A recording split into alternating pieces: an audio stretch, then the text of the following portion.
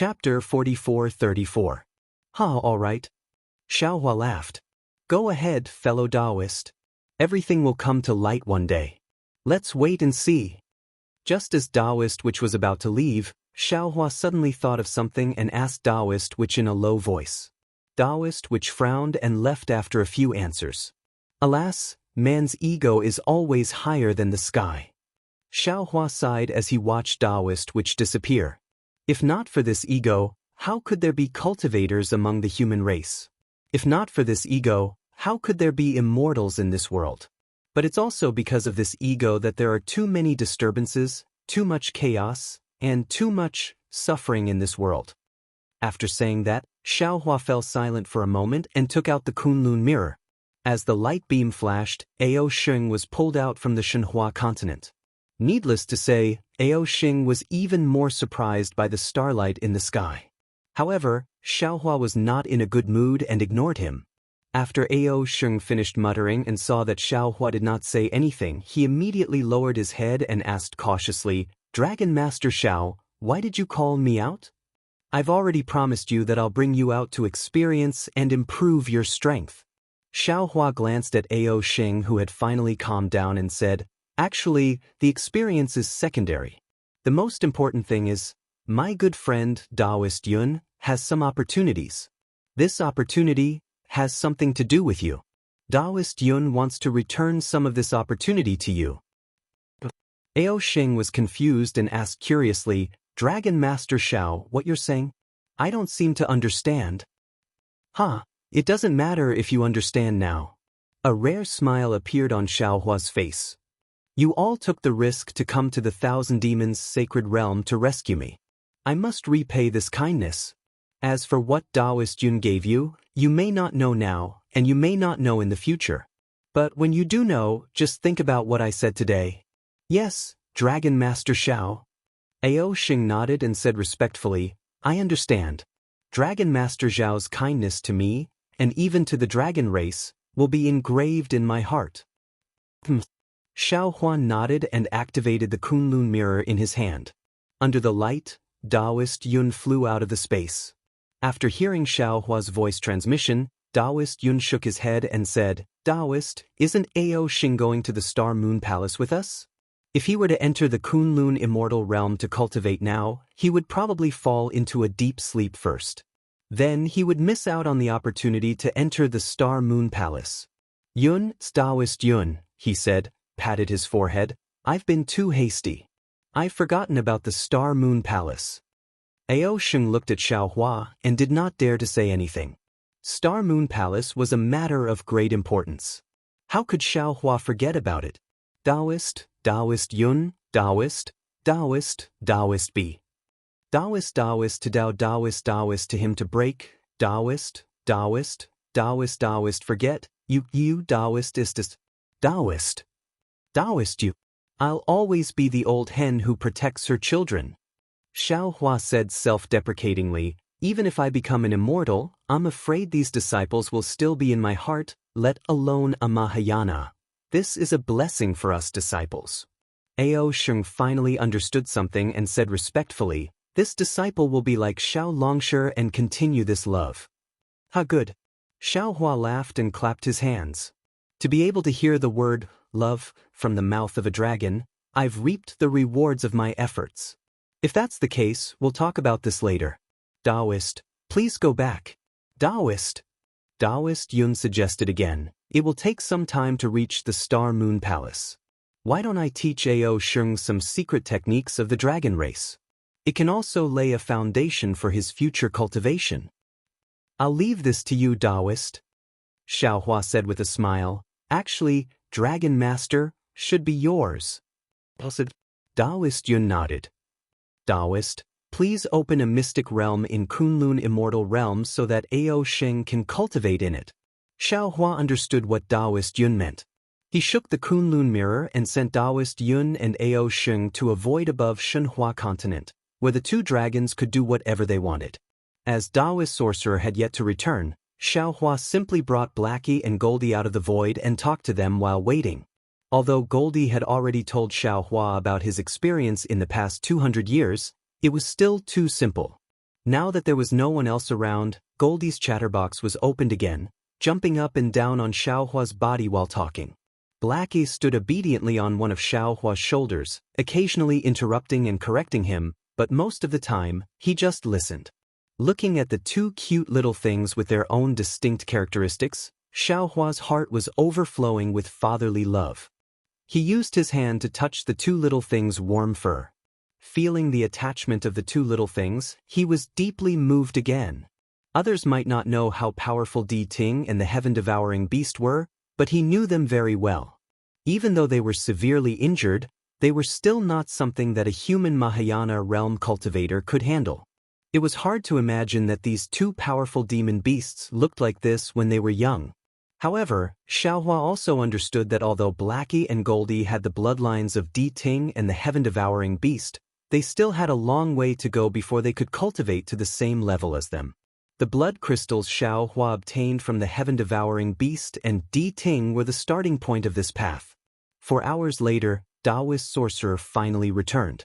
Xiaohua's heart skipped a beat when he saw Taoist sorcerer's slightly gloomy face. How was it? What did I get? Is I right? I can't tell if fellow Taoist's guess is correct or not.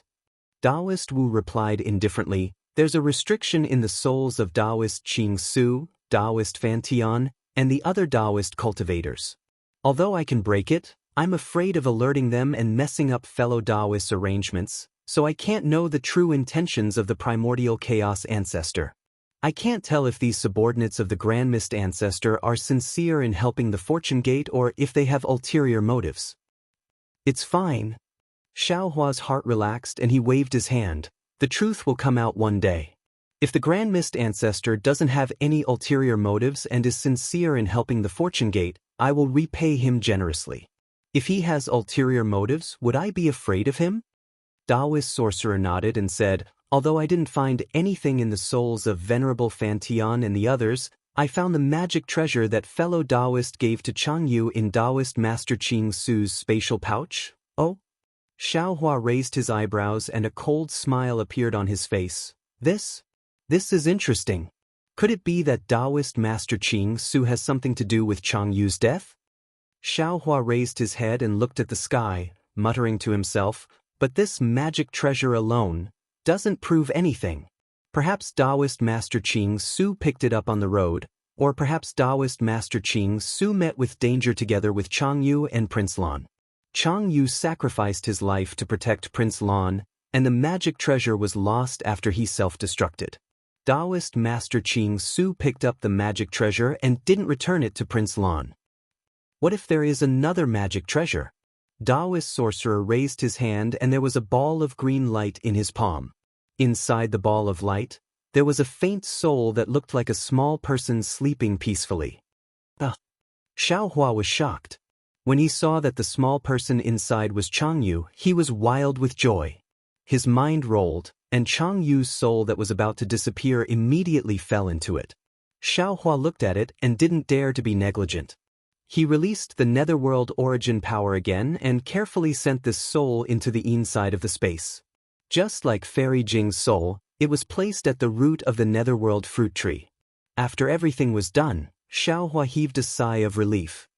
He looked at Taoist sorcerer in bewilderment and said, didn't Changyu self-destruct his nascent soul? Where did you get his soul?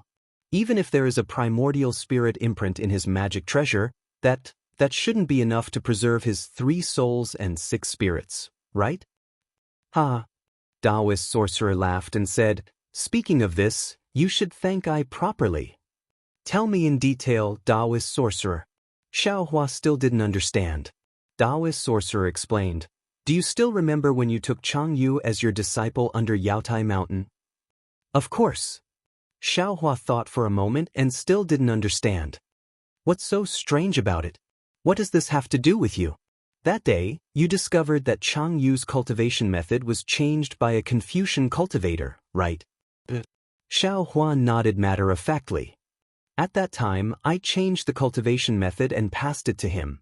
At this point, Xiaohua slapped his forehead and came to a realization. That's right, that cultivation method wasn't changed by I myself. It was changed by Taoist Thunderbolt. The The cultivation method was changed by Taoist Thunderbolt, but the original cultivation method had a heavy impact on the Tao foundation. If he didn't cultivate it again, it was impossible to reach the body integration realm. Taoist Thunderbolt thought for a long time and felt that changing the Tao Sex Dharma spells only treated the symptoms but not the root cause. Therefore, he asked I to change it, hoping that the soul spell could solve the root cause. I added some soul cultivation content in this cultivation method. Oh, this soul cultivation content is similar to the remnant copy of the primordial spirit that Taoist Thunderbolt obtained before. Jianghu was probably very lucky. When he cultivated the cultivation method, he was proficient in this part of the soul spell. When he sacrificially refined the Dharma treasure, he used this part of the divine ability and placed a part of his primordial spirit in his natal Dharma treasure. Therefore, when Jianghu self-destructed, he must have thought of hiding his primordial spirit in his natal Dharma treasure. Taoist sorcerer explained, of course, Jianghu's half-baked method of placing his primordial spirit was not enough to preserve his primordial spirit. However, the Dharma treasure that Taoist Thunderbolt gave him was not ordinary. It was an original Dharma treasure in Taoist Thunderbolt space. There was another universe inside that could temporarily preserve his primordial spirit. In addition, Jianghu died not long ago, so Taoist Qing Su didn't have time to sacrifice himself. This allowed Jianghu's 3 souls and 6 spirits to be preserved. Chapter 44-35. Good boy, good boy. Xiaohua clapped and laughed. Jianghu must be a loyal and righteous person. Otherwise, how could the heavenly Tao be so kind to him? Although he has cultivated to the nascent soul realm, his future is limited. Now that his fate with this world has been severed, his soul has been preserved, and he has the method of entrusting his primordial spirit, so his memories of this life should be preserved. From now on, he will be reborn in the Shenhua continent, similar to the Buddhist sect's reincarnation. From now on, his cultivation path will be smooth. Even if he can't preserve his memories and cultivation techniques on the Shenhua continent, he will have a better future than he does now. Taoist which agreed. That's right, that's right. Xiaohua nodded and bowed. I thank you on behalf of Jianghu. If you hadn't arrived in time, his soul would have dissipated in the air after a while. He wouldn't even have the chance to reincarnate. You're welcome. Taoist which returned the greeting. Your disciple is also I's disciple. What's there to thank me for? However, Jianghu's 3 souls and 6 spirits are already damaged and need to be repaired on the underworld fruit tree. I can't ask him more. Otherwise, the truth of the matter would be easily known. The so-called truth of the matter is really not worth mentioning compared to Jianghu's matter. Xiaohua laughed. Since I have already been alerted, the truth will appear sooner or later. You should go back and rest first. All right, I will take my leave. Taoist which cupped his hands and returned to the space. Xiaohua stood there and looked into the distance. The smile in his eyes slowly disappeared, and a faint frost hung on his face. He snorted coldly. At any time, a choice means a loss, and different choices mean different losses. Since you have made a choice, what you have lost has become reality. After saying that, Xiaohua didn't put the 2 little ones into the space. He moved his body and headed east. After a few hours, the sky was bright. However, there wasn't much of a difference between night and day in the 1,000 Demons' sacred realm. The sky was filled with stars, and all of them were clamoring to compete with the sun. After an entire day, the sun very uninterestedly set from the east to the west. If someone didn't look directly at the sky, they wouldn't be able to see the sun's shadow. This situation lasted for 81 days and nights. Then, the curtains slowly came to an end. The starry sky dimmed once more, and the starlight gradually dimmed. At this point, the boundlessly jubilant 1,000 Beasts sacred realm finally fell silent again. The demons who had benefited all went into seclusion to refine the power of the stars and moons that could only be obtained in 100 or even 1,000 years. What was special was that the star power that the Phoenix Parasol drew upon was extremely pure and of extremely high quality. It was extremely beneficial for many demons to break through their bottlenecks. This starlight banquet directly caused the overall strength of the 1,000 Demons' sacred realm to increase. Xiaohua did not care about this star-moon banquet. He knew in his heart that no matter how much the demon race of the Thousand Demons Sacred Realm benefited, the biggest winner was still Feng Wu of the Great Sage Temple. He only flew towards the east of the Thousand Demons Sacred Realm to search for traces of the Bright Moon Palace. Although Ying Bo of the Continuous Merchant Alliance had received Dou Shanjun's message and even received some information about Zhai Xinglu, the Continuous Merchant Alliance was too inexperienced after all. They did not know the specific time and location of the Star Moon Palace's appearance. What made Xiaohua even more puzzled was that there were some Zhai Xinglu in the Thousand Demons Sacred Realm. However, for some reason, these Zhai Xinglu had all disappeared in the past 100 years. The Continuous Merchant Alliance's ability was not enough to find the reason for the disappearance. However, Xiaohua did not particularly care.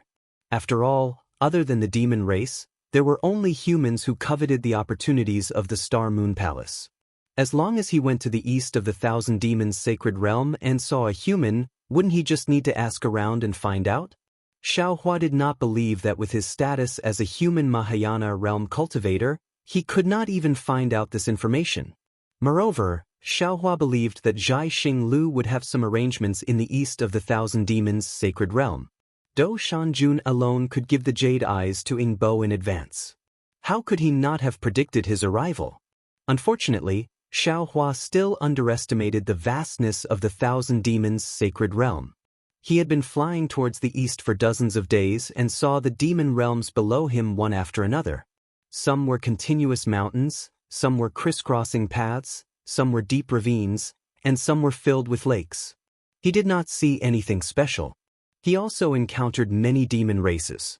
There were great demons, demon kings, sun devourer, and heaven devourer.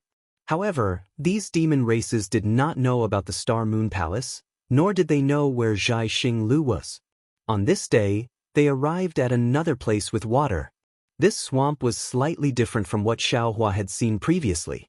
Not only was this swamp huge, but even though he did not release his divine thought, he could not see the edge of this swamp.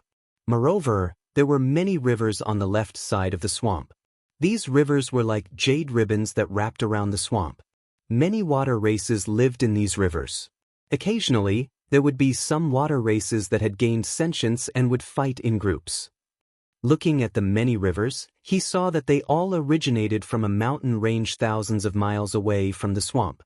This mountain range was also very tall. The mountain peaks that stretched for thousands of miles were covered in white snow. Many thin streams were formed from the mountain range and slowly flowed down. When they converged into a river, they flowed through the plains at the foot of the mountain and became a majestic river. These hundreds of thousands of rivers strangely surrounded the entire swamp, and the river water flowed into it continuously. There were many islands in the swamp. Some were several acres in size, while others were several miles in size. The islands were either rugged like rocks or lush like forests. Occasionally, there were flocks of water birds flying above the swamp. There were also schools of fish swimming on the surface of the water. Although there wasn't the fragrance of fish and rice, Xiaohua couldn't help but slow down when his gaze swept across the lake and mountain scenery. However, just as Xiaohua flew into the swamp, between the swamp and the snowy mountain range in the distance, boom boom! A series of explosions suddenly sounded. Then, he saw a light that soared into the sky, illuminating the already dim sky. The Thousand Demons Sacred Realm was not like the hidden Immortal continent, nor was it like the Western Paradise. Ordinary fights between the demon race could be found everywhere. During the period when Feng Wu attracted the power of 10,000 stars, all the demon race were focused on absorbing the power of the stars and did not have time to fight. Then, Xiaohua flew in the Thousand Demons Sacred Realm. Other than the beautiful scenery, what he saw was bloody fights. Compared to the time when Xiaohua followed Shui Mingzi and the others to Baiqingyu, they encountered a lot more killing.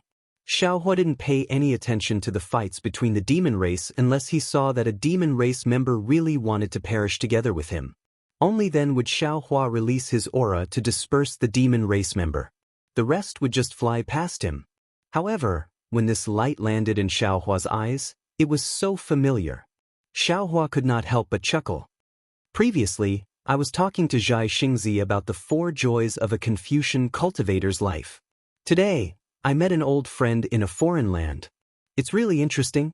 However, when he released his divine sense and saw the situation in the distance, he could not help but be stunned again. He almost said to himself in surprise, "Oh? How could she be here?" Thousands of miles away, it was where several rivers intersected. These rivers were like ancient trees in a dense forest, entangled together. In the several hundred acres of water area, there were dozens of tributaries that sometimes flowed to the west and sometimes to the north. It was impossible to distinguish which tributary flew out from which river. In the sky above this water area, there were 3 balls of holy light that kept churning. Among these 3 balls of light, there were 2 big ones and 1 small one.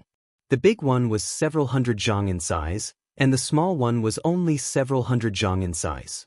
Regardless of the size, these balls of light were different from the light of the moon and stars. They were abnormally pure. Moreover, every strand of light from these balls of light would send out strands of awe-inspiring qi in the air.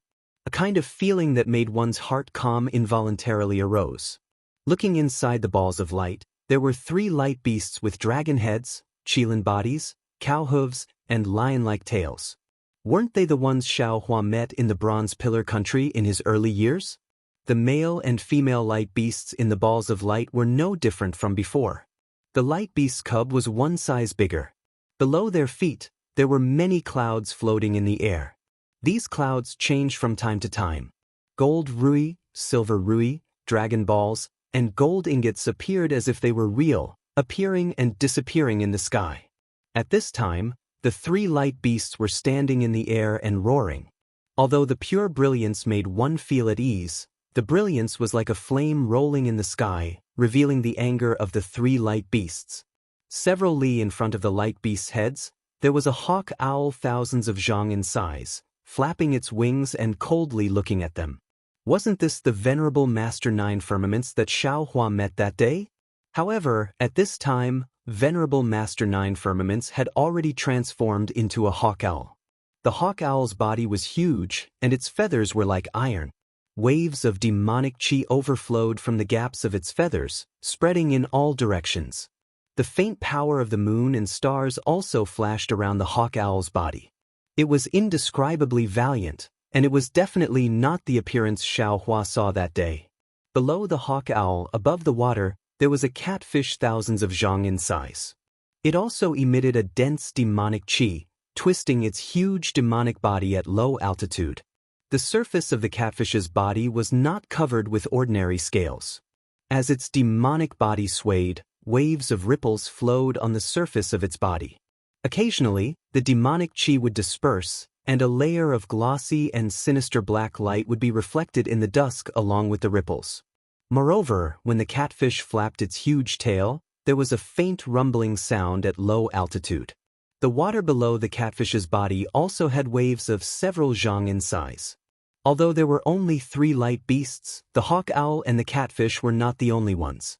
Behind the 2 demonic beasts, there were thousands of flying demonic beasts and water demonic beasts, holding various demonic artifacts in their hands. They rode demonic clouds and scattered in the air and water. Their gazes all fell on the light beasts, and there was no fear in their eyes. Chapter 44:36. Light Beast. The sparrow hawk flapped its wings, causing the wind to howl. It seemed to be demonstrating and encouraging. Its slightly hoarse voice sounded in the wind, "Don't go too far. Back then I did offend you and took your child away. But I had my reasons. As soon as I had the chance to return to the Thousand Demons' sacred realm, I immediately asked a familiar great demon to go to the light demon realm to plead for mercy. Not only did you not accept my apology, but you also injured that great demon, causing me to compensate him with a lot of things. After that, I sent my subordinates to the light demon realm many times to offer things, just to get your forgiveness. But not only did you not accept the things, you even killed my subordinates. Did I think that I couldn't get your forgiveness even if I compromised? Now that you've chased me to the water wave demon realm, do you really want to kill all of us without leaving a trace of mercy? Ayo. The huge catfish also cried from below, "Light beast, listen to me. We did offend you back then. But think about it, how many people in the Thousand Demons' sacred realm would be willing to offend you? Why did we have to find trouble with you?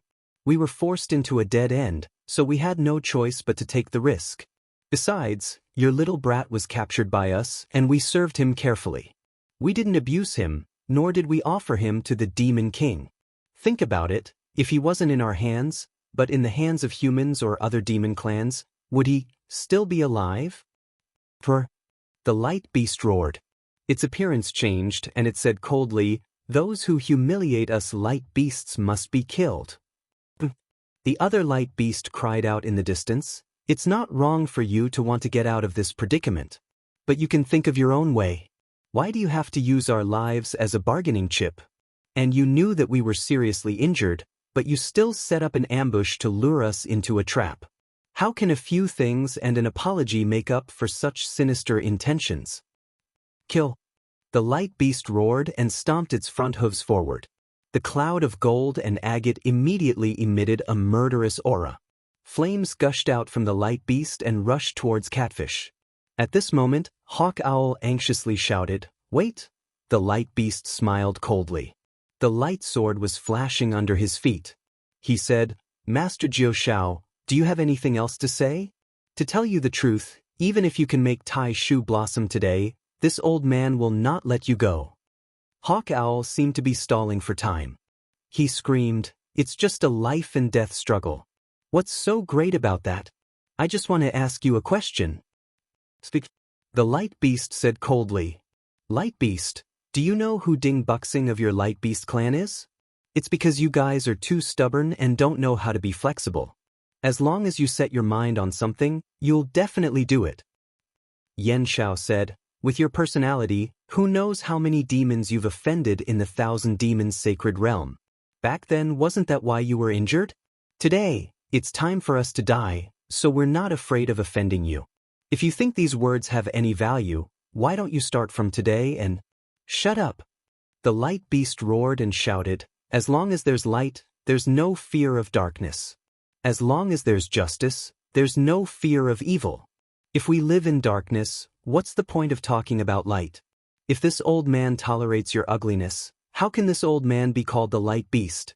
Although we light beasts don't have many clansmen, there's justice in heaven and earth.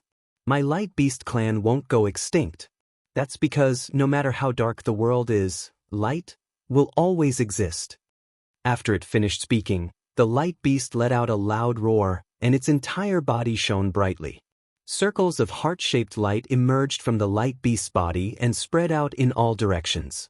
In just a short moment, the space within a few dozen miles was filled with a pure and holy energy. When the light landed on Yen Shao and Catfish's bodies, it emitted a sizzling sound. The black flames and demonic chi around the two demons were mostly wiped out by this light. Not only that, the light penetrated the black flames and pierced into the two demons' bodies like needles. Catfish's shiny body actually produced clusters of light spots. The two demons seemed to be in pain. They twisted their bodies and roared loudly. The water under Catfish's body surged up to 100-feet-high wave. "Ha!" The light beast laughed loudly. "Did you see that? How can light coexist with darkness?" While laughing, the light beast suddenly kicked out the bull leg that had been brewing for a long time. Woo! Amidst the whistling of the wind, the auspicious cloud mixed with the beam of light transformed into a huge shadow and fell towards Catfish. Wherever the cloud passed, layers of space would crack. Before the shadow could get close to Catfish, the surface of Catfish's body began to tremble violently. Circles of ripples began to spread out from the surface of Catfish's body. Damn it! Seeing that the light beast was so powerful after its injury was healed, and that just a casual stomp of its hoof was already so powerful, far beyond its expectation, Catfish couldn't help but curse inwardly. Its huge monster body swayed, and its tail, which was even bigger than a mountain, appeared in front of Catfish from a low altitude. Boom! The shadow of the light beast's hoof stomped on Catfish's tail, and in the midst of a huge explosion, the shadow of the light hoof was shattered. The auspicious clouds turned into countless ingots and scattered in the air, and the light of the light beast disappeared along with the ingots. It seemed that Catfish had the upper hand, but then he roared again. Because where the shadow of light disappeared, a huge mark of light was imprinted on Catfish's tail. This mark seemed to be engraved on his tail. Not only was it unusually clear, but it was also seeping into Catfish's body. The demon chi on Catfish's body sizzled and disappeared rapidly. A faint blood-red light also rose from the mark. Unfortunately, Hawk Owl had no time to care about Catfish. The moment the light beast stepped out of the shadow of the light hoof, he opened his mouth. Woo! A beam of light more than 10 feet in size shot out from his mouth and rushed towards Hawk Owl. This beam of light was even more ferocious than the light hoof. Wherever it went, the space would shatter. Moreover, where the space shattered, a lot of noble chi would fall into the beam of light. Before the beam of light even reached Hawk Owl, the feathers on his body had already begun to stand up. Hawk Owl let out a sharp cry and spat out demon chi from his mouth. His wings flapped, and pitch-black lightning also surged towards the beam of light. Puff, puff, puff.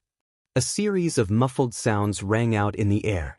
When the beam of light fell into the demon chi and lightning, it directly pierced through them like a hot knife through butter. Furthermore, the beam of light didn't slow down at all. It hit Hawk Owl and caused him to stagger.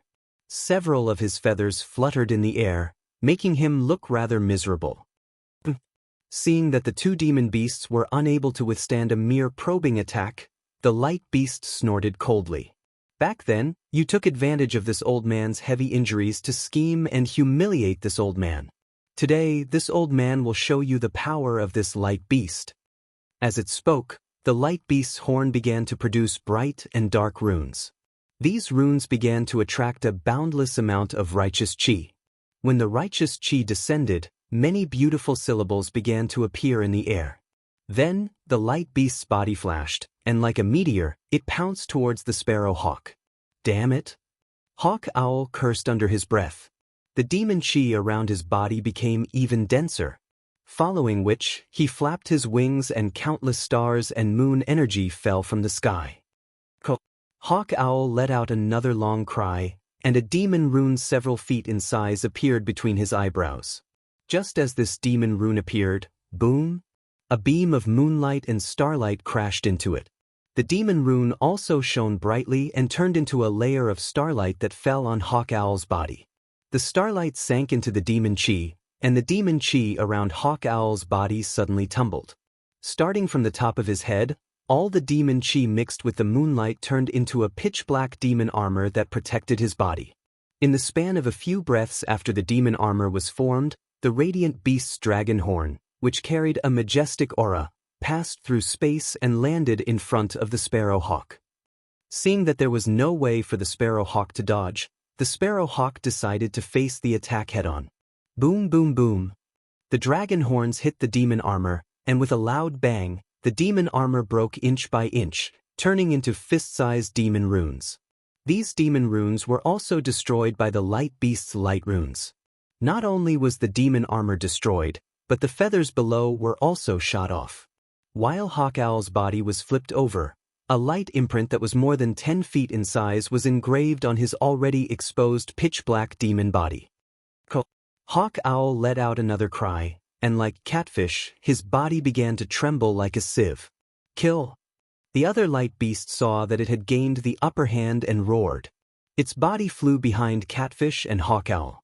Seeing the light beast move, the light beast's cub hurriedly jumped onto the light beast's back. Seeing the light beast's attack, the demon race of the water wave demon realm were very afraid, but they didn't dare to escape. They could only brace themselves and wave their demon weapons to meet the light beast's attack. However, even Hawk Owl and Catfish couldn't resist the light beast's light beam, so how could these little demons resist it? When the light beam fell, some of the demon race's demon weapons were destroyed, and some of the demon race were killed. Light beast! Hawk Owl shouted, do you really want to force us to fight to the death? Fight to the death? The light beast sneered, you really know how to dream.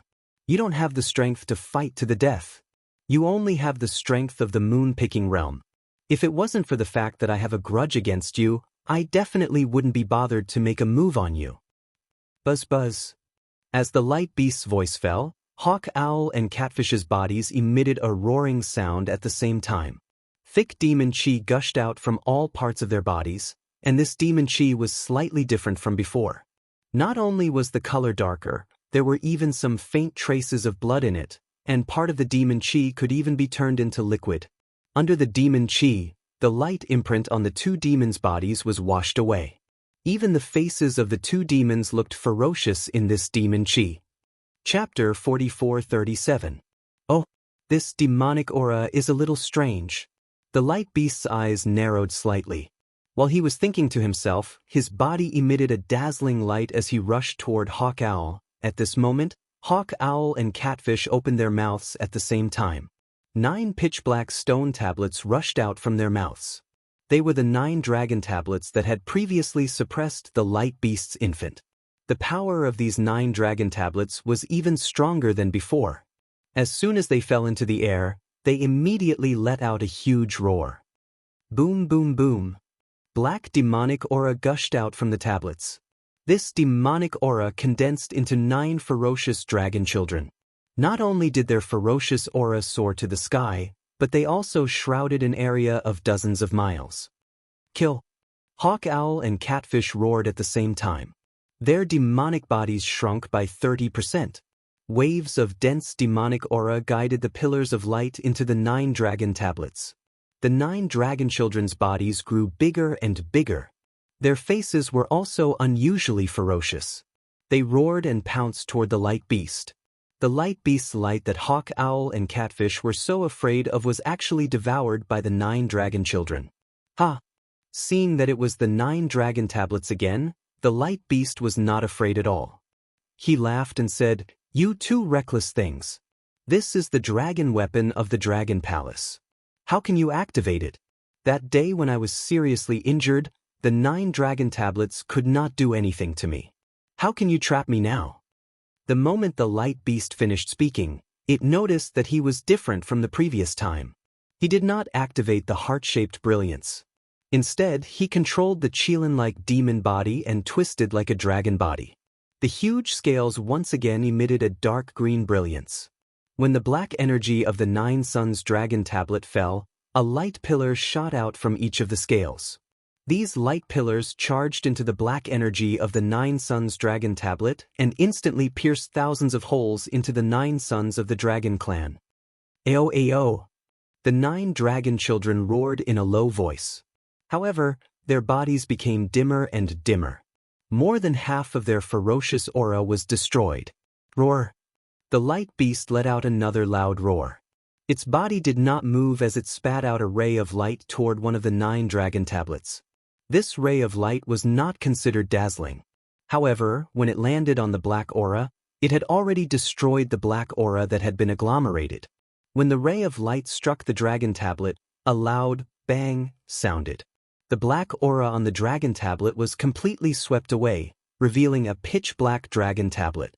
At this moment, the dragon runes engraved on the surface of the dragon tablet revealed a solemn, vast, and majestic aura. Looking at the dragon steel tumbling in the air, the light beast said coldly, "Despicable thing, even if you have the dragon steel, you can't do anything noble. This dragon steel is a stain on the East Sea Dragon Palace compared to what you have refined." As he spoke, runes appeared on the light beast's dragon horns, and its figure charged towards the flaw in the 9 suns dragon steel, preparing to kill Sparrow Hawk.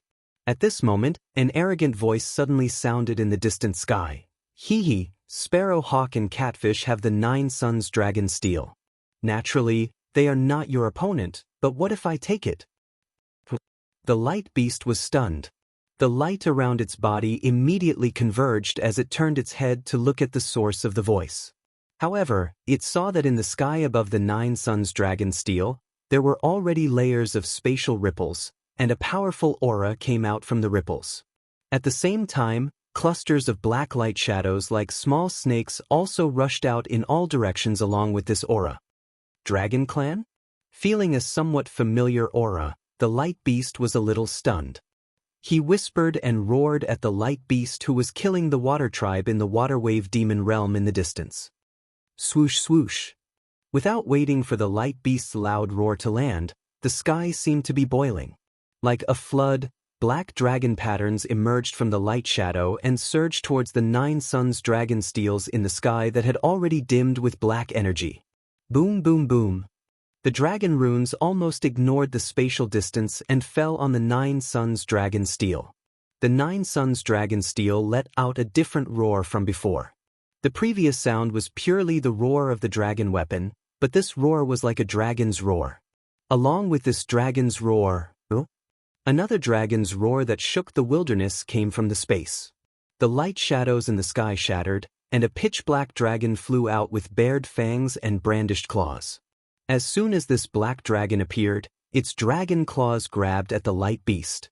A faint brilliance appeared on the dragon claws, and a weak fluctuation fell on the 9 suns dragon steel through the space. The 9 suns dragon steel that was originally emitting a dragon's roar shook again. Layers of different fluctuations were emitted from it at the same time, completely sealing the space that originally had some flaws. Moreover, the dragon runes on the dragon steel began to float, flowing on the surface of the dragon steel. In just a moment, the 9 suns dragon steel let out a crisp sound at the same time. Ka-ka. Like the sound of a shell breaking, the dragon steel turned into the 9 suns of the dragon clan and flew in the air.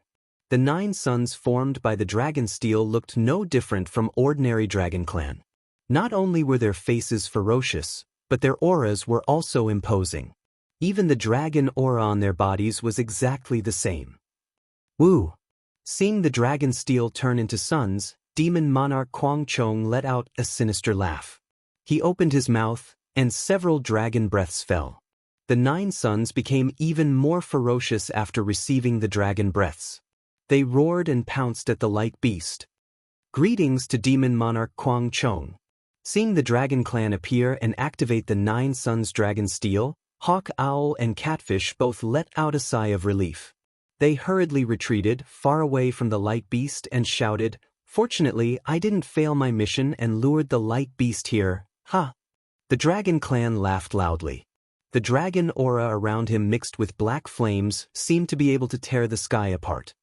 You don't have to say any more. Since you were able to lure the light beast here, I won't pursue the crime of stealing the 9 suns dragon steel. I'll also bestow this water ripple demon realm to you. In the future, you can freely enter and exit the 1,000 demons sacred realm. Thank you, demon monarch Kwang Chong. When Hawk Owl and Catfish heard this, they couldn't help but be overjoyed. They shouted again, "We will definitely help my king capture this light beast. I already know of your loyalty." The dragon clan laughed loudly. However, your strength is really not enough. It's better to retreat to the side. Although Hawk Owl and Catfish didn't understand why demon monarch Kwang Chong came alone, they didn't dare to ask anything. They activated their demon bodies to escape. Where do you think you're going? When demon monarch Kwang Chong appeared, the female light beast that was attacking the water clan had already sensed that something was amiss. She brought the young light beasts and was about to fly over to rendezvous with the male light beast. However, just as she was flying, demon monarch Kwang Chong had already activated the 9 suns dragon steel to trap the light beast inside. How could the female light beast let Hawk Owl and Catfish escape in her rage? She abandoned the water clan and pounced towards Hawk Owl and Catfish. Clearly, she wanted to capture the 2 demons as bargaining chips. Kill. Hawk Owl and Catfish were naturally no match for the female light beast. If they went first, it was purely to alert demon monarch Kwang Chong. However, since the female light beast was attacking, they couldn't avoid it. The 2 demons roared angrily and activated their demon clouds to meet the female light beast from 2 different directions. It was also at this moment that several thin threads suddenly appeared in the space behind the female light beast. These thin threads were almost transparent, and they were not obvious in the somewhat dusky sky. However, these thin threads were very strange. Wherever the light beast's light reached, the space would be swept clean, and not even dust could fall. However, under the illumination of the light, these thin threads didn't reflect any brilliance. Instead, they floated down. What was special was that these thin threads didn't land on the female light beast, but on the young light beast on the female light beast's back. At this moment, The young light beast was gnashing its teeth and cheering for the female light beast. Clearly, it had suffered greatly at the hands of hawk owl and catfish and wanted its mother to avenge it. Therefore, it didn't notice the thin threads landing at all. The thin threads looked like they were landing leisurely, but in reality, their speed was extremely fast. Just as the female light beast raised her head and was about to spit out a light beam, the first strand of thin threads had already wrapped around the young light beast's back. Roar! The female light beast spat out a light beam from her mouth, carrying the momentum of killing the water clan. Woo! Catfish didn't dare to be negligent. It also opened its mouth and a pitch-black water beam surged towards the female light beast even more violently than the light beam. However, where the light beam landed, the pitch-black water beam was completely destroyed, and the light beam didn't slow down at all as it hit Catfish's body. Puff! With a muffled sound, the light beam struck Catfish's body, creating a dent that was at least several hundred feet in size. In the dent, countless demon chi condensed into a whirlpool to resist the light beam. Under the whirlpool, many strange demon runes appeared under the trembling skin of Catfish. While the demon runes drew the power of the stars and moon to resist the light beam, many of the light beams in the light beam were scattered by the thick layer of fat on Catfish's body. Although Catfish's huge body was tumbling at a low altitude, falling straight down for several miles, and even smashing out a large hole in the water with its tail, he was still able to fend off the murderous beam of light. The female light beast snorted coldly and lowered her head again. A ripple appeared on her curved dragon horn, and a thunderbolt that tore the void apart gradually appeared. Roar! Just as the female light beast was about to kill, the young light beast suddenly howled. The female light beast was shocked. How could she still care about killing the two demon clan members? She hurriedly turned her head to look at the young light beast. When she saw the young light beast's condition, not only was she shocked, but her eyes were also filled with fear and regret. At this time, there were more than a dozen cracks on the little light beast's back, and within these cracks, there were almost colorless light flashing. Looking at the sky above the little light beast, there were more than a dozen thin threads floating down. Child. Seeing that the young light beast didn't want to cry out in pain, but still couldn't help but cry out, the female light beast couldn't help but let out a low cry. How could she not know that these thin threads had already wrapped around the young light beast, and in order not to disturb her, the young light beast didn't want to cry out. Roar! The young light beast was still howling, and his eyes were filled with pain and grievance. It seemed that he didn't want to cry out. Mother, these things are really strange. This boy doesn't know when they fell. Chapter 44:38. The female light beast's eyes turned blood red, and the fear in her eyes disappeared. She opened her mouth, and with a roar, a blood-red beam of light shot out, hitting the threads falling from the sky. Not only did the beam of light contain light, but it also contained blood-red threads and lightning. Where the beam of light landed, most of the threads were destroyed and turned into nothingness. Only a small portion was blown away and didn't break. However, the moment the beam of light appeared, it was like poking a hornet's nest. The threads that covered the sky began to fall. And these threads were different from before. Some carried black chi, some carried blood-red light, and some were even multicolored. Damn it! Chilin's Spider King. The female light beast roared angrily, and the space within dozens of miles shook. You're also a sun-devouring realm demon king. How can you attack a child with intelligence? Woo-woo. A gust of wind whistled from where the silk landed, and a large amount of devil chi descended from the sky. Within the devil chi, several spider legs that were dozens of feet long stretched out, and then a huge spider that was hundreds of feet long and flashing with a gorgeous brilliance stretched out its head. This spider's abdomen was spitting out a large amount of spider silk, which poured down like a torrent of water. Oh yes, you're right. How can this king attack a child? This king only wanted to kill you. Who knew that this child was on your back? How could I know? Could this be the legendary accidental injury? The Qilin Spider King's voice was a bit shrill, and there was a bit of cadence. Besides, who knows if you're trying to push this little light beast out to block me? Oh, since you've said it, this king won't care what your intentions are. As the Qilin Spider King spoke, Its abdomen flashed with light again. The thin thread that was originally embedded in the little light beast's body suddenly retracted. The little light beast cried out in pain. Because the thin thread had dragged the little light beast's body and cut it even more, the little light beast couldn't help but fly up, roar. As if the father and son were connected, the little light beast's cries attracted the attention of the male light beast in the nine-child dragon steel. The male light beast roared, and the nine-child dragon steel that was pouncing towards him suddenly stopped in midair. Then, a heart-shaped light rushed out. Not only did it push the nine-child dragon steel 100 feet away, it even tore open space, revealing a gap. Boom! As the gap appeared, the male light beast went into a frenzy as if it didn't care about its life anymore. Its dragon horn flashed and pierced into the gap, and the scales on its body glowed with blood-red light. Countless amounts of righteous chi descended and pierced through the gap. A small portion of the male light beast's body peeked out from the dragon chi of the Nine Suns dragon steel.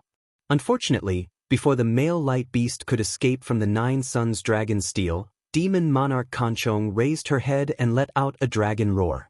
She turned into a black thunderbolt and charged down. Lightning also appeared from her dragon horns and she attacked the light beast like lightning. Roar! The light beast was inside the nine-child dragon steel and couldn't dodge. Seeing demon monarch Gong Chang's momentum, he had no choice but to let out an angry roar and charged forward. Pong! The thunderbolts from the two dragon horns collided. Indescribable arcs of light and arcs of lightning burst forth. Explosions rang out in the air several dozen li to the left. Spatial cracks of various sizes crisscrossed one after another. Even the 9 dragon steels were caught in this wave of air. They were tossing and turning extremely. 4 or 5 of them could no longer take shape. Where the light landed, they still turned into stone steels. Looking at the male light beast, his huge body was flipped over and the light around him suddenly dimmed. The dragon horn on his forehead was a bit crooked and strands of blood-colored light came from the root of the dragon horn. Opposite the light beast was demon monarch Harpchong. The black dragon's body made a turn in midair and immediately stabilized. The dragon chi around its body flourished and its dragon claws grabbed downwards.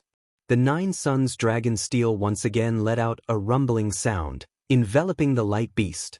This time, the 9-child dragon steel spun like crazy and a demon formation emitting the aura of the dragon clan appeared. Seeing the demon monarch gradually shrink under demon monarch Gong Chang's control, how could the female light beast not know demon monarch Gong Chang's plan? She looked at the 9-child dragon steel with some difficulty and then looked at the small light beast trapped by the spider silk. In just a moment, she made a decision. She raised her head to the sky and let out a long neigh. Then, the scales all over her body began to emit wisps of fire. Those wisps of fire were also transparent like colored glass. She raised her leg again, and under her hooves, the clouds of thousands of golden pearls suddenly converged into her body. Vortexes were formed in the air, and the outline of a tunnel that was hundreds of feet wide was instantly revealed. This outline also had wisps of fire emitting from it. Ha! Before the female light beast stepped into the outline of the tunnel, the Qilin Spider King laughed loudly. Is this the legendary reenactment? Last time, you relied on this technique to escape from this king. After 200 years, will this king still let you succeed? Following the Qilin Spider King's laughter, the 8 spider legs on both sides of its huge spider body flashed and extended into the void. Immediately after, on the left side of the outline of the tunnel, the 8 spider legs revealed sharp spikes. It was precisely the wisps of fire that landed on the outline. Whoosh whoosh whoosh.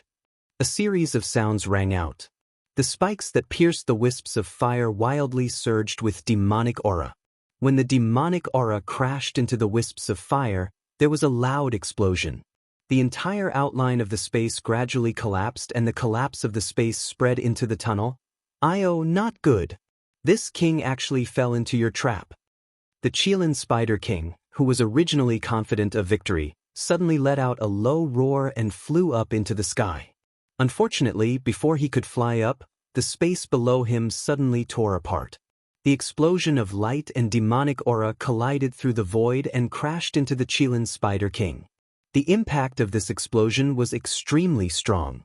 Not only did it cause the Qilin Spider King's abdomen to collapse, it also blew away the wisps of silk that were like flowing water. Naturally, the wisps on the little light beast's body were also blown away. Go! The female light beast let out a low roar and landed below the little light beast. As she shouted, the light around her body shone brightly and her body was about to fly into the distance.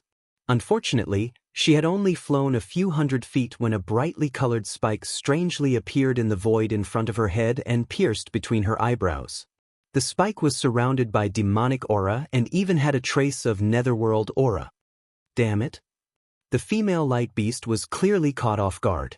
Her body quickly dodged and the spike pierced through the light around her body, leaving a deep wound on her forehead. Ha! The Qilin Spider King laughed loudly and said, "Do you think you're the only one who's scheming? With this king here, how can you escape this time? Go!" Seeing the Qilin Spider King break through the air again and the web in the air came down like a huge net, the female light beast gritted her teeth and shook her back, causing the little light beast to fall into the air. Then she lifted her leg and kicked. So! The little light beast immediately broke through the air like a shooting star. The female light beast turned around and blocked the Qilin Spider King's head. The Qilin Spider King was stunned and then laughed coldly. "What a brainless light beast! You've already fallen into this king's hands. Do you think your child can escape? Didn't you see the demons in the water wave demon realm? They've already chased over." The female light beast was shocked and released her Yuan Shin. As expected, how could Hawk Owl and Catfish let go of such a good opportunity to claim credit? They had already moved their bodies and chased over. The other demons in the distance who were lucky enough to survive also shouted and flew over. Oh! Just as the female light beast was distracted, a similarly colorful spike appeared from under her body. With lightning speed, it pierced through the light beast's light and pierced deep into her abdomen. The female light beast screamed in pain. Damn it! While the two Radiance beasts were being suppressed by their mortal enemies, and the little Radiance beast was being chased by demons, the family of three was in dire straits. 100 miles away from the battlefield, a ray of light flashed. Countless inscriptions surged within the light, and when the inscriptions shattered, a beautiful female cultivator emerged from the light. It was none other than Princess Baihua, who was as beautiful as a flower. Princess Hundred Flowers was no longer as frail as she had been before. She raised her hand, and true energy surged out. Just as she was about to raise her hand, a boundless divine will swept out from the distance, covering the entire water region in the blink of an eye. Princess Baihua's expression changed slightly. She hurriedly turned her head, but the clear light in her eyes had yet to be released. Rumble! From where the divine sense came, there was the sound of thunder. The thunder was faster than white horse fleeting time. Just as the sound was heard, a fist several hundred feet in size flashed with lightning and came through the air. Boom! With a loud sound, it hit the nine-child dragon steel. This method of killing the dragon steel was extremely strange. Whoosh! The nine-child dragon steel couldn't withstand the huge force of the fist and exploded, turning into 9 dim stone steels that scattered in the air.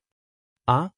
Demon King Kanchong was shocked and looked at the huge fist in disbelief. Fear appeared in his eyes. Then, the fist didn't seem to have any intention of retracting.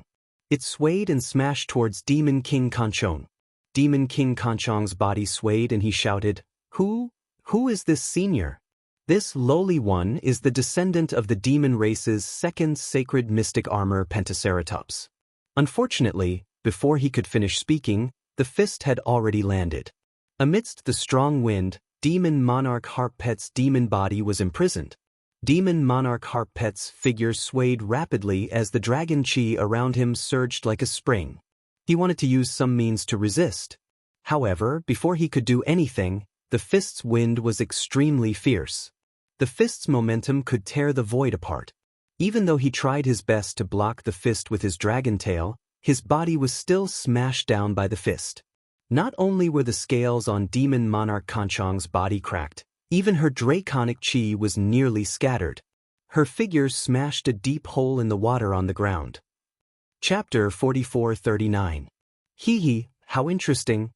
Seeing this, Princess Baihua withdrew her clear eyes technique and slowly withdrew her aura.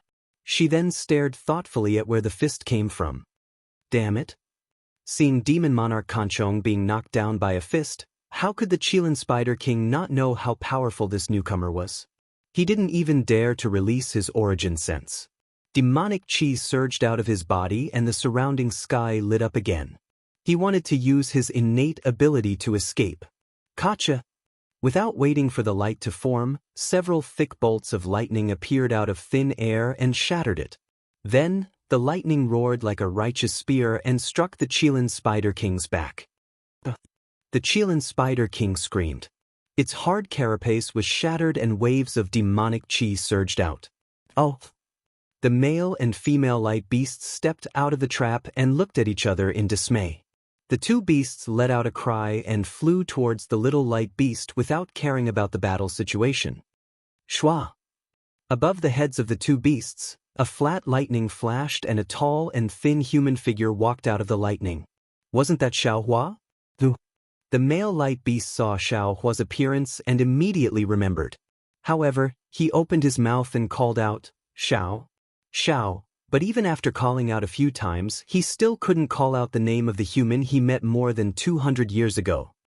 Fellow Taoist Xiao? On the contrary, Princess Baihua smiled like 100 flowers blooming. Is this really you? Xiaohua glanced at Princess Baihua with a complicated gaze. He raised his right hand and waved his sleeve, releasing the Divine Power Centipede. As soon as the Divine Power Centipede appeared, its body lit up with golden light. Countless dragon-shaped phantoms rushed out from the golden light.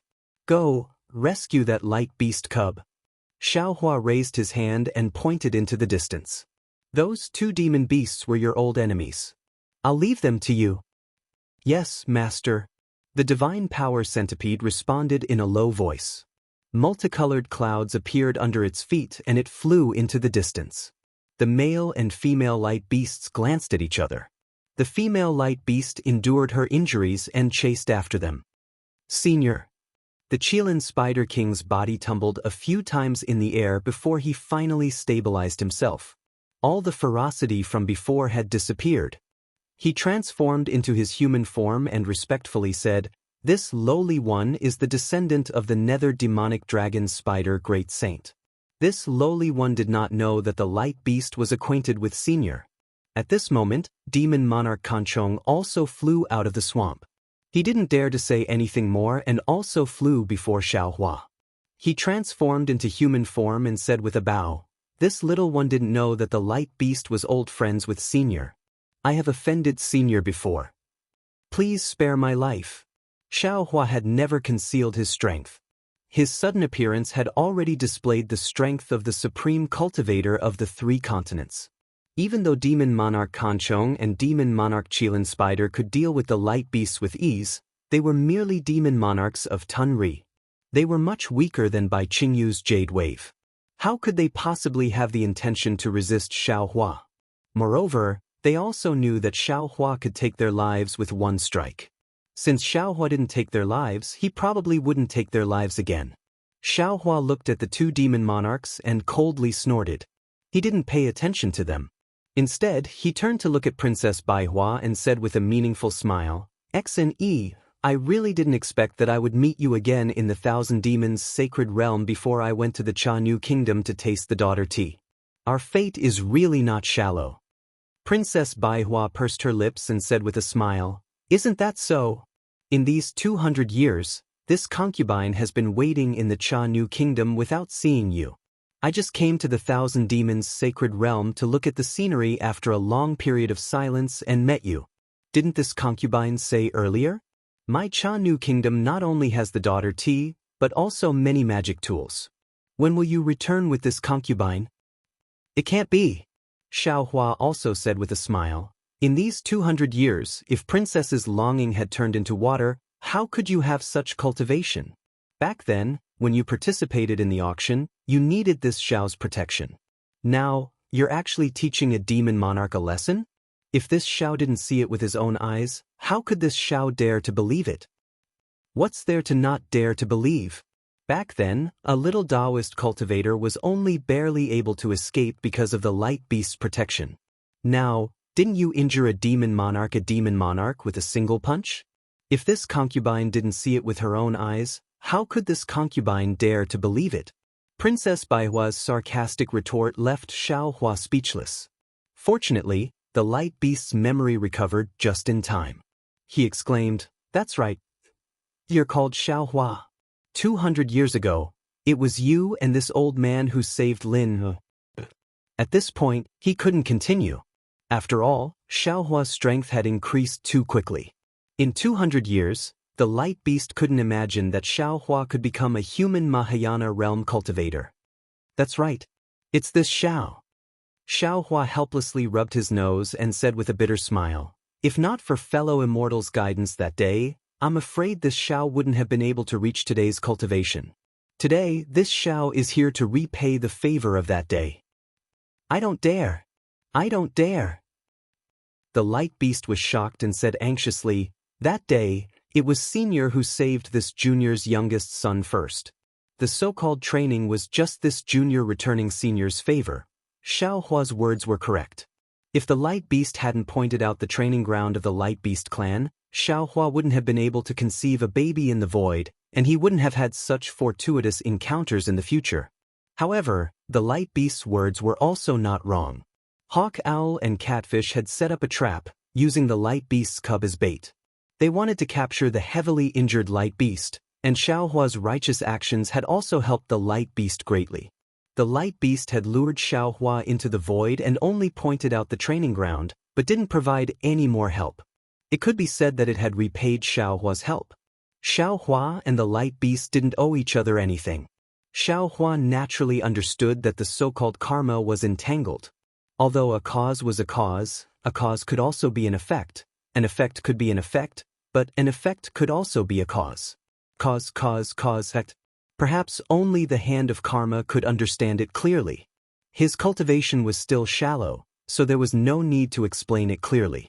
He smiled and said, "Ha, light beast, not only did you and I get to know each other, but we also fought side by side against enemies.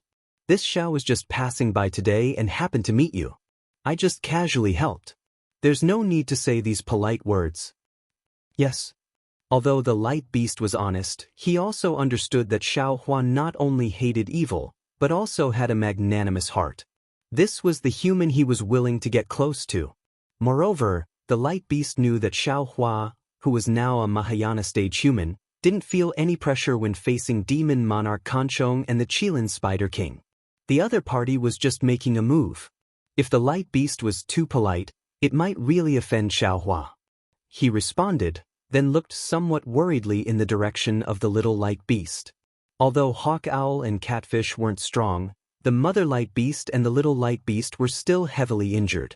As for the divine power centipede, he had seen it at the auction in the past. Its strength couldn't compare to Hawk Owl, so the light beast was somewhat worried. However, when he looked at the sky over there, he was a little dumbfounded. Only 100 kilometers away, the sky was filled with a bloody light. Hawk Owl's monster body had already been split open. Its two huge wings carried half of its monster body, and it slowly drifted down like a fallen leaf. A large amount of blood gushed out from the torn monster body, spraying into the air and dripping to the ground. Looking at the ground again, the catfish had been killed a step earlier. Its incomparably huge body had been neatly split into two halves. Blood that was even more violent than a mountain torrent gushed out, rushing into the river of the swamp, and then surging into the great swamp. Hiss! The light beast was dumbfounded and couldn't help but draw in a breath of cold air. Although he had easily defeated the two monsters, it was extremely difficult to take their lives. The light beast's gaze fell on the divine power centipede that was happily devouring the monster cores of the two monsters in the sky. An incomparably complicated look appeared in his eyes, and he thought to himself, Is this still the little centipede that I looked down on that day?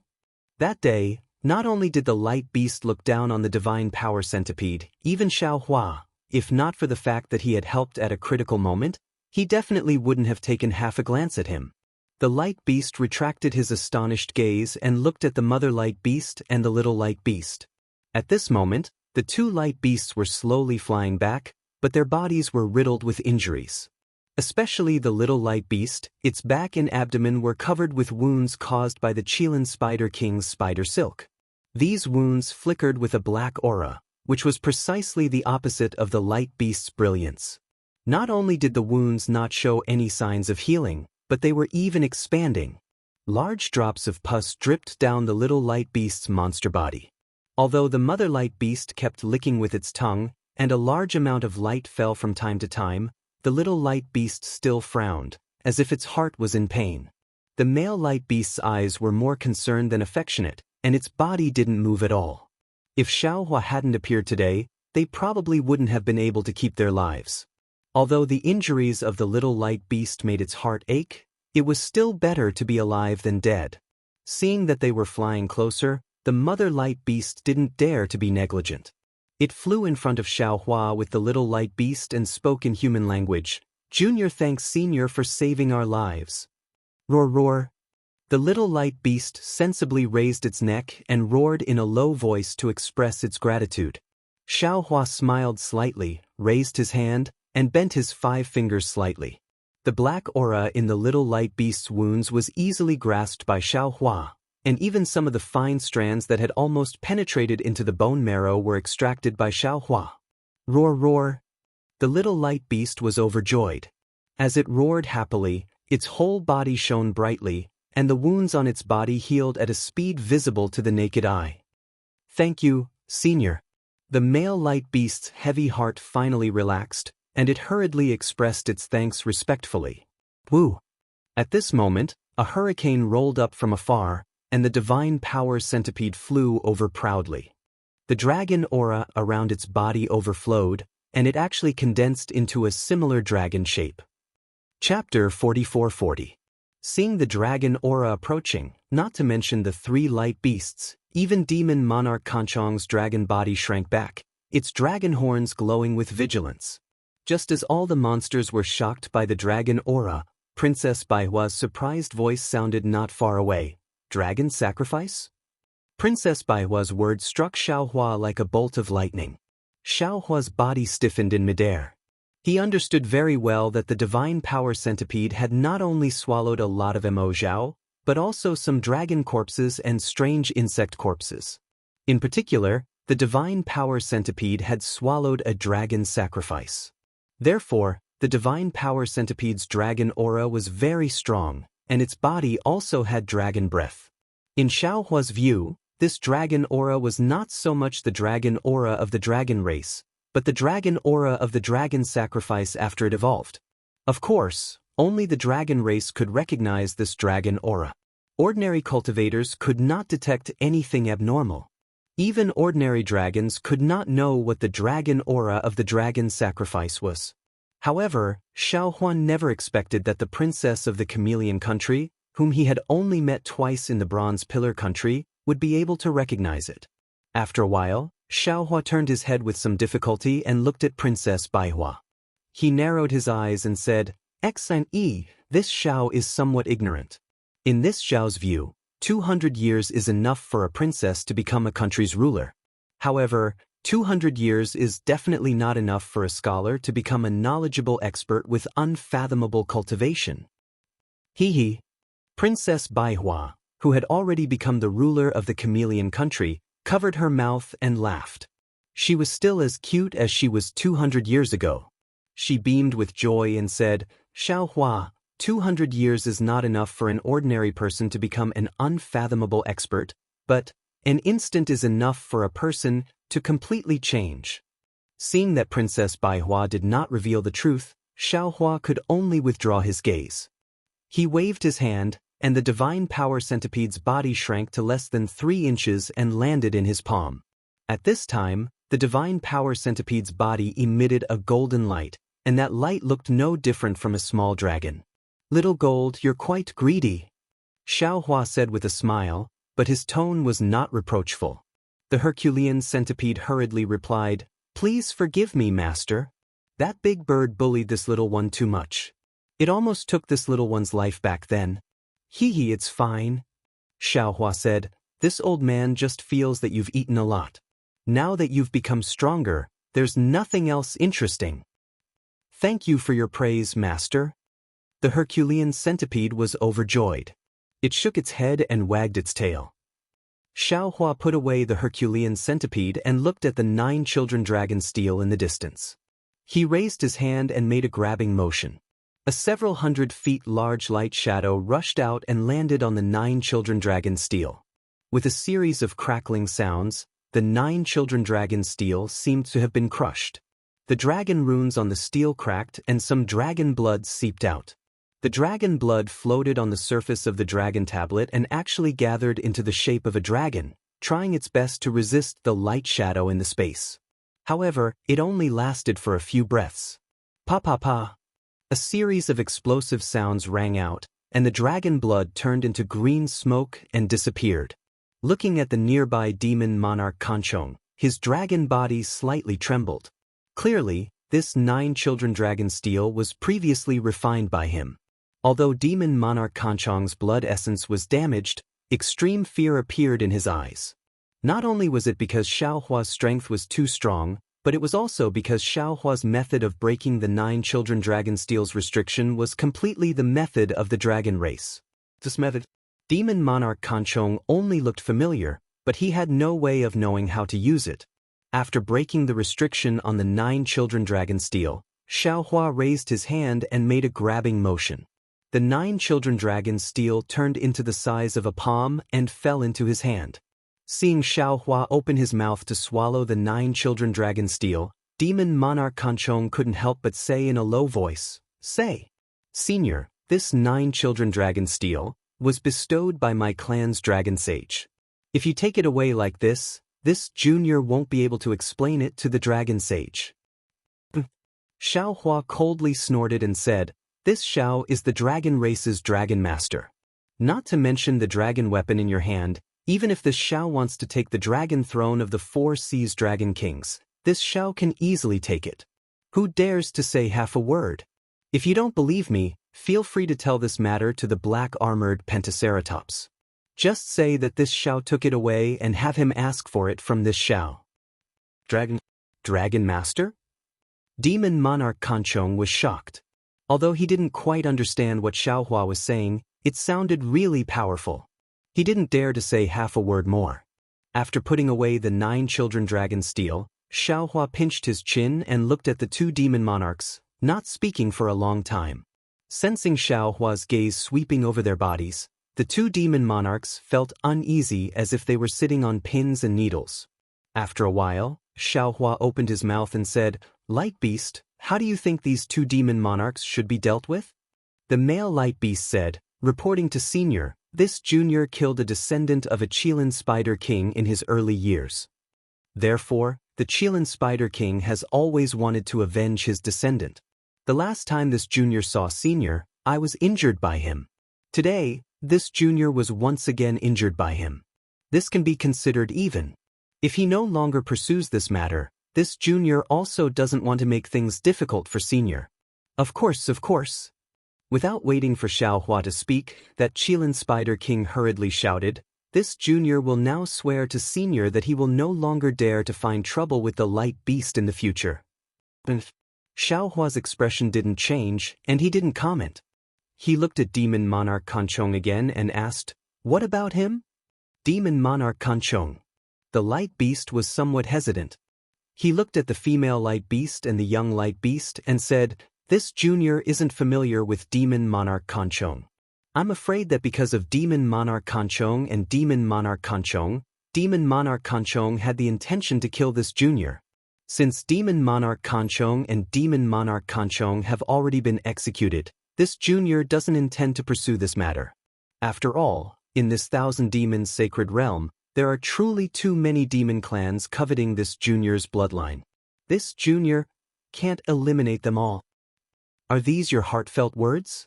Xiaohua frowned and asked. "Sigh."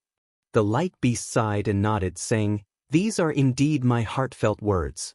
Previously, Demon Monarch Kanchong told this junior that my Light Beast clan is too upright, and we offended too many demon clans in the Thousand Demons sacred realm. Therefore, our descendants are not prosperous, and our clan is not flourishing. And this junior thought about it, and felt that it was somewhat reasonable. This junior once heard humans in the hidden immortal continent say that those who are too rigid are easily broken, and those who are soft are undefeated. This junior should perhaps change a little. Yes, this junior deserves to die. Demon Monarch Kanchong heard and hurriedly shouted. This was all the bewitchment of Demon Monarch Kanchong and Demon Monarch Kanchong. They said that if this junior could obtain the Light Beast's bloodline, the devil chi in my body could be purified, and thus reach the devouring void realm in one fell swoop. This junior was bewitched, and thus fell into the scheme of those two demon monarchs. Demon Monarch Kanchong and the others pushed all the blame to Demon Monarch Kanchong and Demon Monarch Kanchong, as if he was as pure as the Light Beast. Xiao Hua coldly glanced at him and berated, "Shut up." "Yes." Demon Monarch Kanchong hurriedly responded, but suddenly came to a realization, and hurriedly lowered his head, not daring to say any more. Xiao Hua looked at the Light Beast and said with a smile, "Light Beast, actually, you don't have to do this. Light is to bravely move forward and pierce through the darkness. If there is fear in your heart, how can you radiate light? As for the Light Beast situation in the Thousand Demons sacred realm." Just as Xiao Hua was about to persuade, Princess Bai Hua suddenly interrupted, "Light Beast, if you're willing, I can introduce you to the Thousand Demons sacred realm's star plucking tower. If you have any problems in the future, feel free to go find Star Plucking Tower." Star Plucking Tower? Xiao Hua was stunned and looked at Princess Bai Hua in confusion, thinking to himself, could it be that Zhu Qing has come to the Thousand Demons sacred realm? Star Plucking Tower? The Light Beast was also confused. He looked at Princess Bai Hua and said, "Thank you for your kind intentions, Senior, but this junior still doesn't want to be sheltered by the human race's Star Plucking Tower." "You're wrong," Princess Bai Hua said with a smile. "Star Plucking Tower doesn't only belong to the human race, and you don't even know the meaning of Star Plucking Tower." Hearing this, a faint smile appeared on Xiao Hua's face. He interrupted Princess Bai Hua and said, "Your Majesty, can you let this Xiao finish speaking?" "Hee, go ahead." Princess Bai Hua replied with a smile. "Light Beast, do you know of the three demon realms by Jianghu, Sky Concealing Ridge and Ancient Bell Mountain?" Xiao asked. The Light Beast thought for a moment and nodded. This junior knows of Sky Concealing Ridge. The Demon King there seems to be the son of the demon race's first great sage. This junior doesn't know about the other two. Xiao Hua nodded. These three demon realms no longer belong to the descendants of those three great sages. Ah! Demon King Kanchong clearly knew these three demon kings. He said in surprise, "Senior, when did this happen? And I Quan and Bai Qing, what happened?" Xiao Hua glanced at him and asked, "Could it be that you haven't heard of Qing Bo's banquet?" Demon King Kanchong smiled and said, "Reporting to Senior, Ancient Bell Mountain is very far away. This junior really doesn't know what Qing Bo's banquet is." Xiao Hua waved his hand and said, "What Qing Bo's banquet is, you will naturally know in the future." What this Xiao wants to say is that these three demon realms now belong to the demon race's seventh great sage. And this seventh great sage is this Xiao's old acquaintance. While speaking, Xiao Hua intentionally or unintentionally glanced at Princess Bai Hua.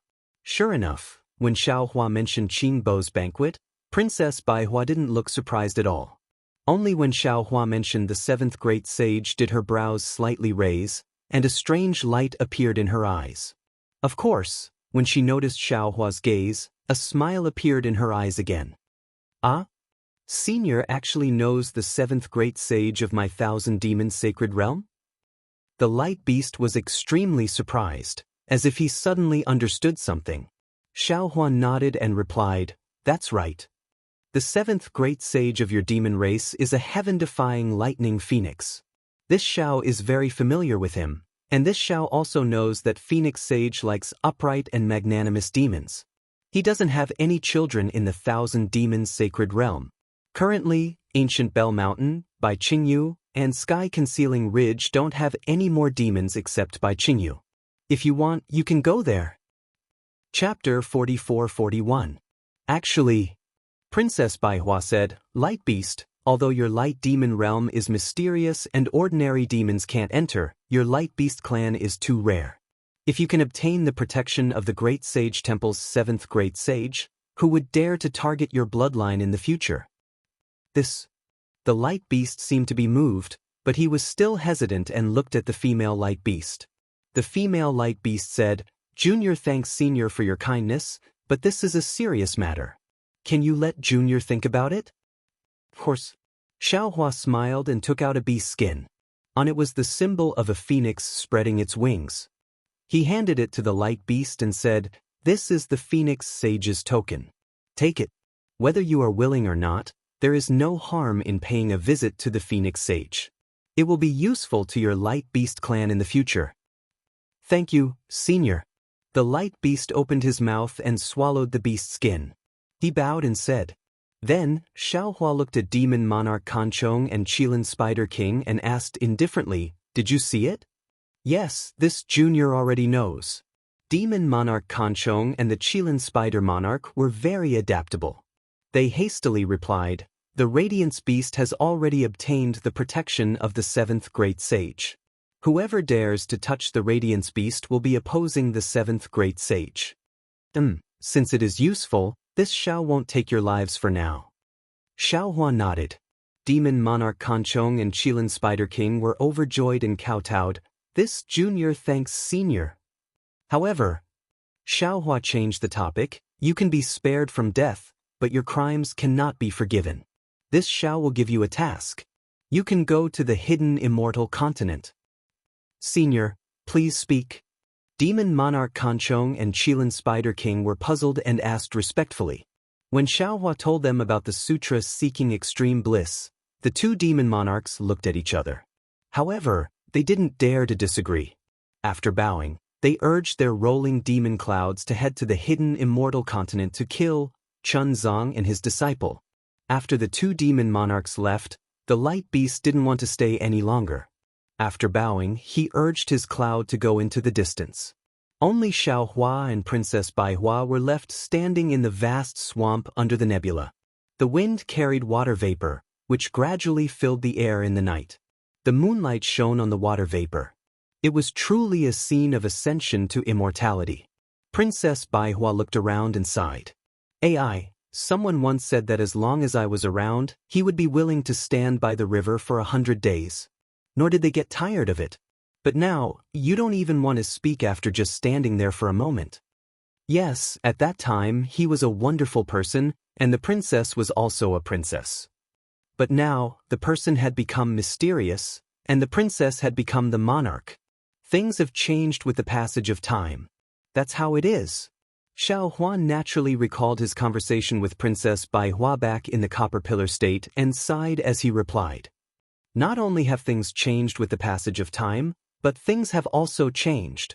Princess Baihua looked at Xiaohua with her beautiful eyes and said, Speaking of that night in the hidden Immortal continent, it was the most unforgettable night in my life. That night, that fearless little Taoist cultivator actually faced the demon race directly. And when the sun rose, that little cultivator actually followed the light beast and left. Do you know how deep of an impression this left on me? I don't know. Xiaohua seemed to be somewhat unromantic as he replied. Princess Baihua didn't care about Xiaohua's attitude and continued to say, Since then, I have been thinking for many days and nights, this majestic man. What kind of earth-shattering thing did he do today? How many female cultivators' hearts did he quietly move? But who would have thought that after several hundred years, this majestic man was already so tall that he couldn't be looked up at? He had already stepped on all the obstacles between heaven and earth and stood at the peak of the human world. And behind him, in the shadows, there were countless legends and countless unfathomable secrets. Clap, clap, clap. Xiaohua smiled and clapped. Your Majesty is indeed talented in literature. This Xiao really admires you.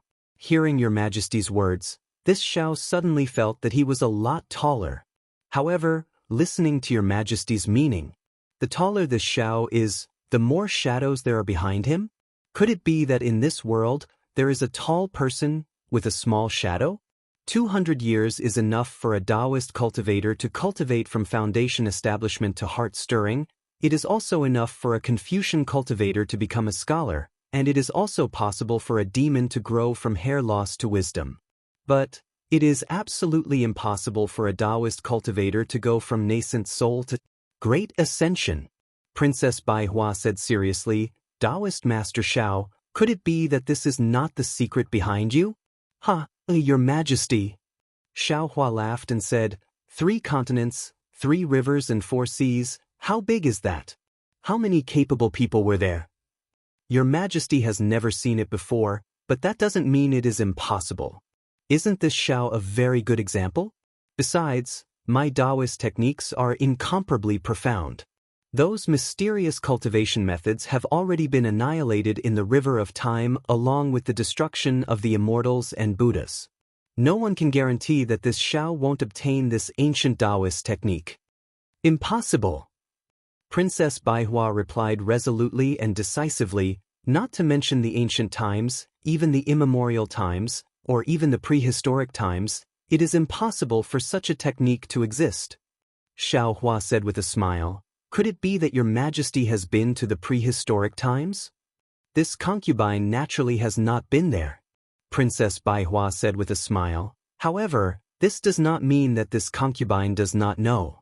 Oh, what is the matter with the sutra seeking extreme bliss? The sutra seeking extreme bliss formed by the compromise between Confucian cultivators and Buddhism. Taoist Master Shao, why are you also interested in meddling?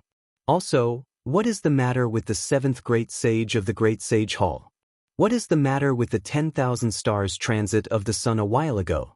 This concubine still has some clues about the Zhaohua Palace in the soaring Dragon Mountain range, but this concubine is really confused about all the things that have happened recently. Taoist Master Shao, can you explain to this concubine? Do these things have anything to do with you? Zhaohua Palace? 10,000 stars transit of the sun? Hearing Princess Baihua's words, Shao Hua's face tightened. His eyes were like lightning as he stared at Princess Baihua and asked word by word, You are Exini?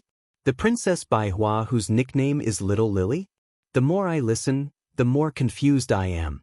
Princess Baihua, how could she know so much? Hee. Princess Baihua covered her mouth and laughed. This concubine is naturally the former Princess Baihua, but this concubine's nickname is Little Ro. That fateful night. Didn't this concubine already tell you? How could you have forgotten all about it? Since you are Little Ro, then can you tell this Shao that 200 years might not be enough for a Taoist cultivator to go from Yuanying to Mayana? Shao Hua looked at Princess Baihua's mere literary master cultivation and a smile appeared in his eyes. He said almost the exact same words back to Princess Baihua. How could a mere literary master safely go from the hidden immortal continent to the 1,000-demon sacred realm in 200 years? Furthermore, this woman who looked like she was only at the 4th grade of essence energy actually dared to dream of rescuing the 6th grade essence energy light beast under the full force of 2 7th grade essence energy demon kings? Does this woman not want to live anymore? Or is she hiding her cultivation? In these 200 years, what happened? Princess Baihua smiled and asked with interest, since you want to know, why don't you wait for this concubine to act, before you act? This way, won't you know the answer? There's no need to go around in circles. Shao Hua rubbed his nose and a bitter smile appeared on his face. He didn't answer this question. Oh, this concubine understands. A smile appeared in Princess Baihua's eyes. She didn't seem to need Shao Hua's answer and continued, that year at the auction, you were willing to act without regard for your life for a young light beast that you didn't know. Today, you saw me. Even though you were very curious as to why I appeared here, and you also wanted to know if I had the strength of a level 4 expert, but you ultimately didn't want to take the risk of me being injured and made the first move. Suji is right. Shao Hua, you are a too good person. Speaking up to here, Princess Baihua's eyes revealed warmth. She looked at Shao Hua affectionately and said in a low voice, My dear Shao, if time could turn back and today was still 200 years ago, how good would that be? Suji? Xiaohua was stunned and looked at Princess Baihua in confusion. Unfortunately, Princess Baihua only looked at Xiaohua as if she wanted to turn back 200 years of time. Time is like flowing water, always passing by unconsciously. The past is always in the past. Even if there is a chance for two waves in the river to rise, they may not meet again for a moment. Xiaohua simply asked. He lightly bit his lips and looked at this mysterious woman in front of him and softly answered. You don't understand. Princess Baihua raised her head and looked at the river below. The blood had already faded. She shook her head and said, You don't understand this concubine's heart from 200 years ago. That night when we met, just a few words were enough to set off great waves in this concubine's heart. Perhaps this concubine wanted to use you that day, but didn't this concubine's heart also want to see you again? Of course, this little thought is nothing more than a girl's yearning for love.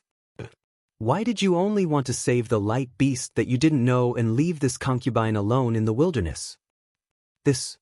Xiaohua was somewhat at a loss for words. After all, the situation that day was urgent. After the light beast escaped, it had to go to the training grounds. He couldn't not follow. Moreover, Princess Baihua was the princess of a country. It was impossible for there to be no guards in Bronze Pillar country. She could go to the auction alone, so Xiaohua didn't have to worry about her that day. But now that Princess Baihua asked in person, Xiaohua couldn't answer. Chapter 44-42. Do you know? Princess Baihua stared at Xiaohua and said, You really are a good person. And a good person who doesn't understand romance. You ignored a beautiful woman who could have given you the entire Jianghu kingdom and went to save the demons. I hate you. Although Princess Baihua didn't gnash her teeth, Xiaohua looked at her with an expression that he couldn't bear to look back. Xiaohua's heart was filled with an indescribable feeling. He couldn't help but take a deep breath and ask in a low voice, Jean, what happened that day?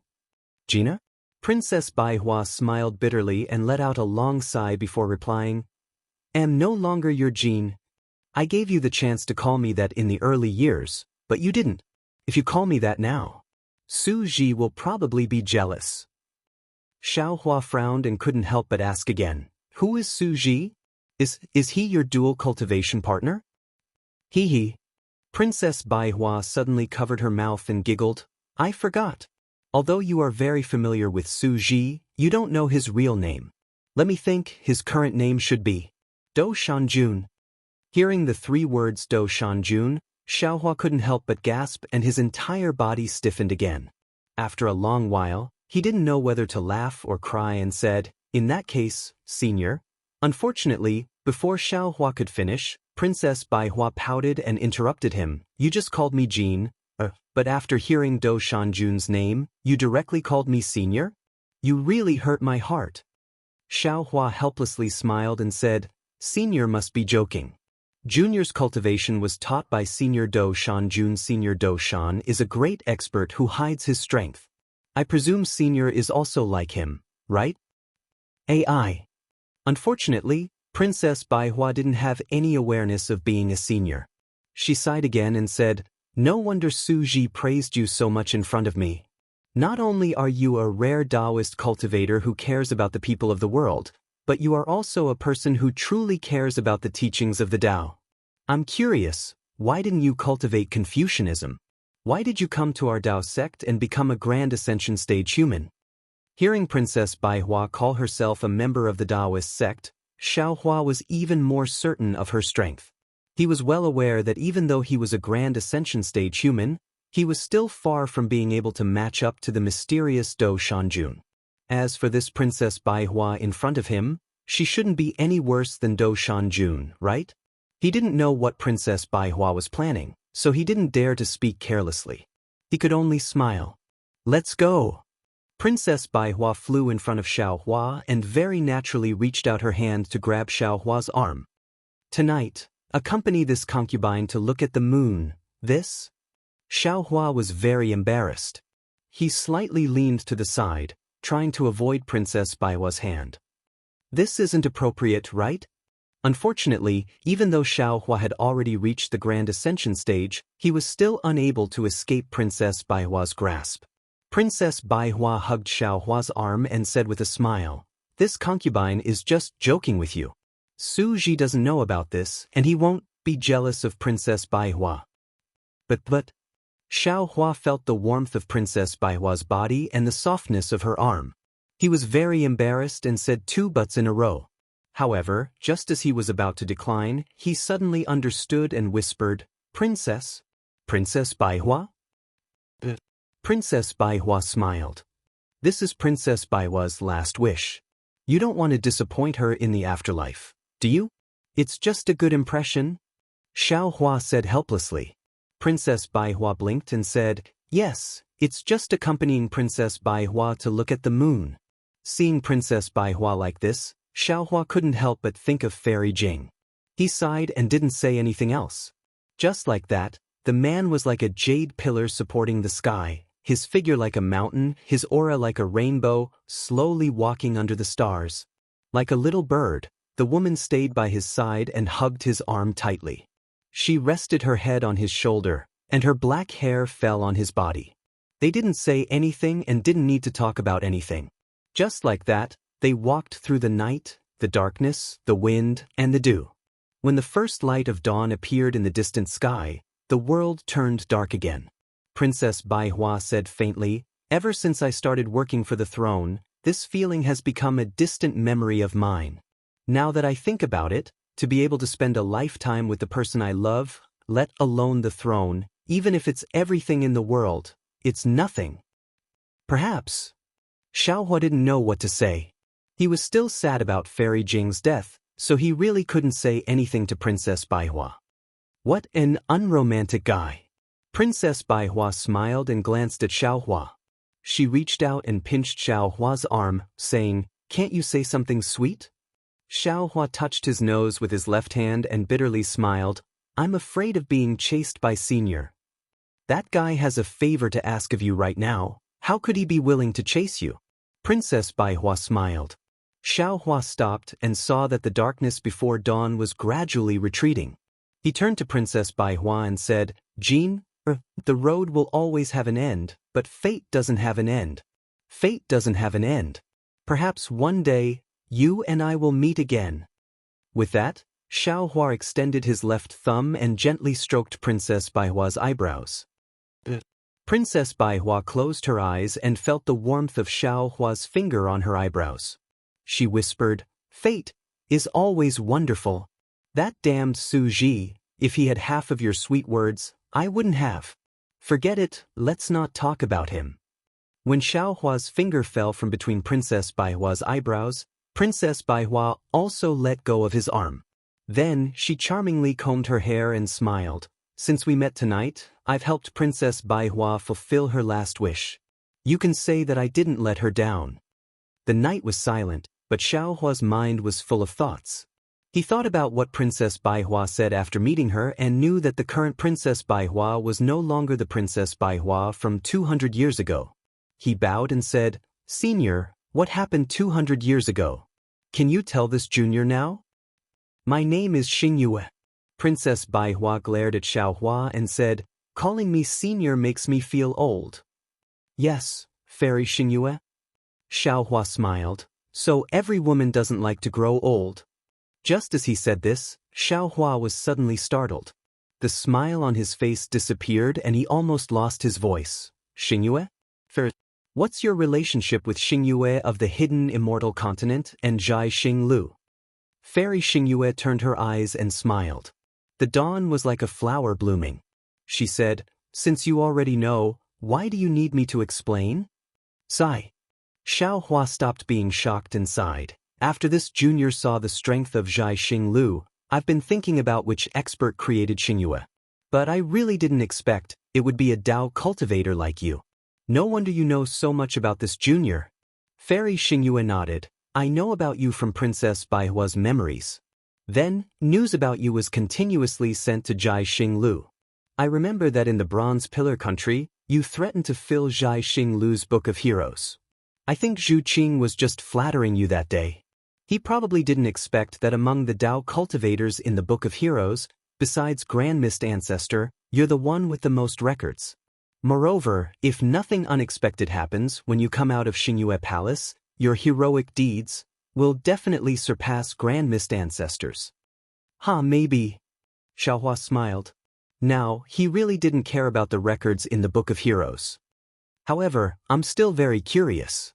What's your relationship with the sutra seeking extreme happiness? This is something that has never been recorded in my Xingyue Palace. Fairy Xingyue didn't mention Princess Baihua and wanted to get to the bottom of it. I think even Vairocana, revered Buddha, and immortal Emperor Go-Chun don't know about it, right? Since it's so secretive. Xiaohua smiled and said, "Why do you want to know? If you don't tell me, I won't tell you about Fairy Baihua." Xingyue looked at Xiaohua with a smile, a sly look in her eyes. Xiaohua raised his eyebrows and replied, "If you don't want to say, then there's no need to. Anyway, there won't be a Princess Baihua in this world in the future. As for what happened 200 years ago, I don't want to know too much about it. Sigh, men are all ungrateful things." Fairy Xingyue sighed and said, "I thought you would be an exception. But after walking with me for a night, you forgot about Princess Baihua so quickly." Xiaohua, of course, knew that Fairy Xingyue was trying to provoke him. He didn't answer and just looked at the sun that had just risen in the distance with a smile.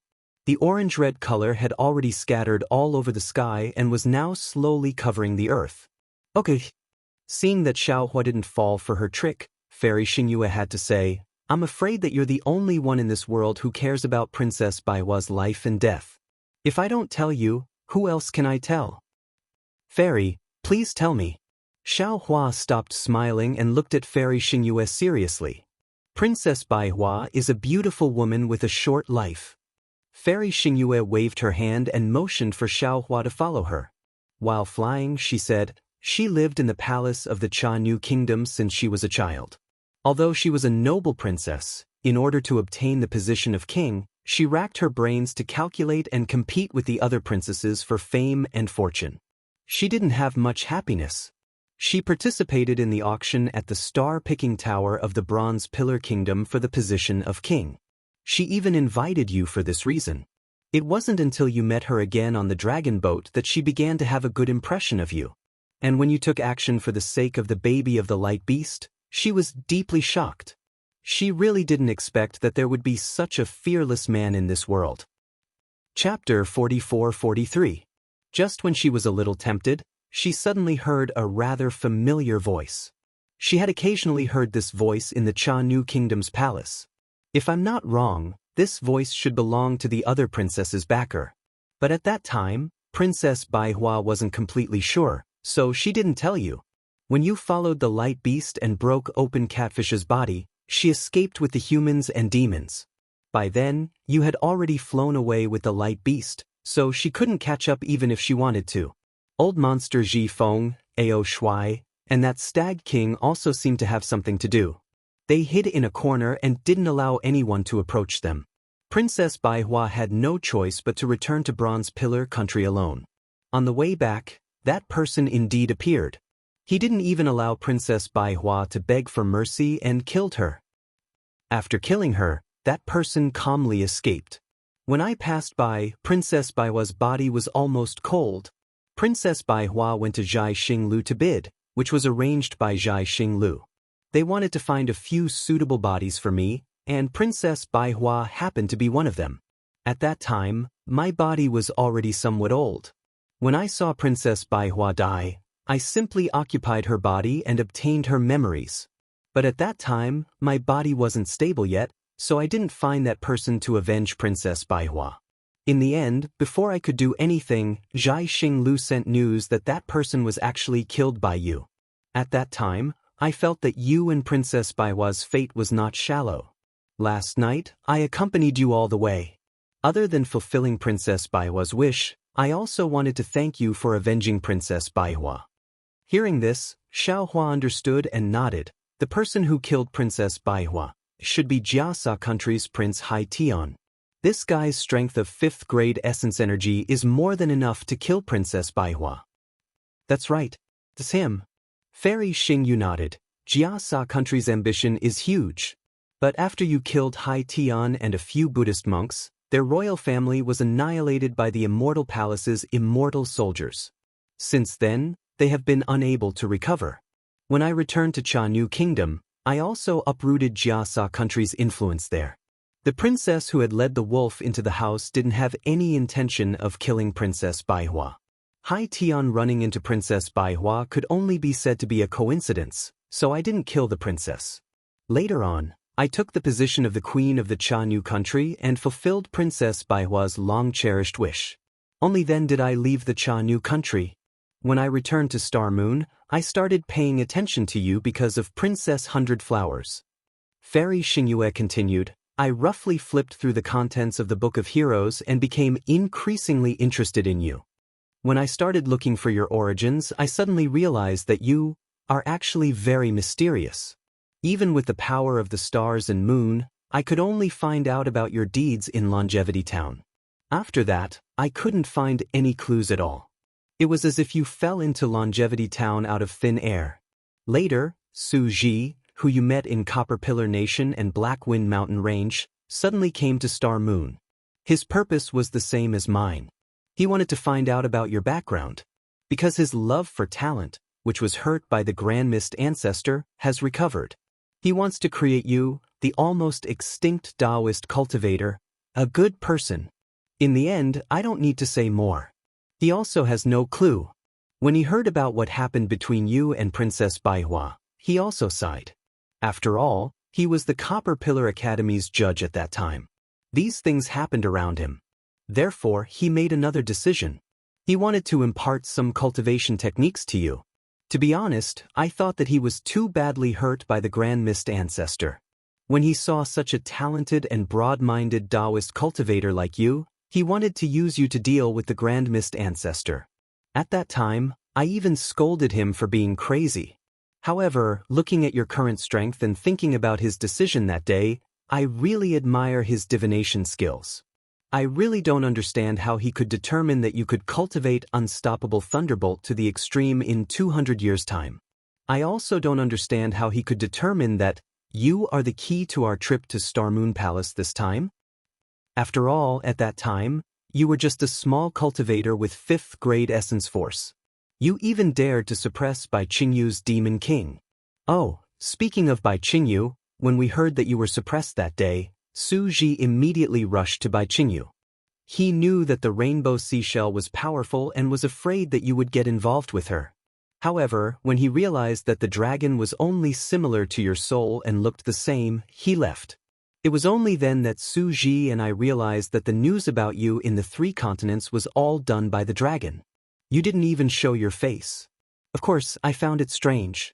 I activated the power of Star and Moon to search the hidden Immortal continent, Thousand Demons, Sacred Realm, and Pure Land. Unfortunately, I couldn't find any trace of you. Until yesterday when I met you above the swamp. Darling Xiao. At this point, Fairy Xingyu's voice was as sweet as honey. Can you tell me, where did you come from? Where did you go in these 200 years? How did you cultivate your strength? Xiaohua flew to Fairy Xingyu's side and listened carefully. Although Fairy Xingyu didn't explain in detail, Xiaohua was still shocked. He really didn't expect that so many things had happened without his knowledge. Not only Do Shanjun, but the mysterious Fairy Xingyu in front of him had also been looking for his whereabouts. It seemed that, except for the concealment of the space, there was nothing he could hide from her. When he heard Fairy Xingyu's question, he understood that it wasn't that Fairy Xingyu and Do Shanjun didn't believe him.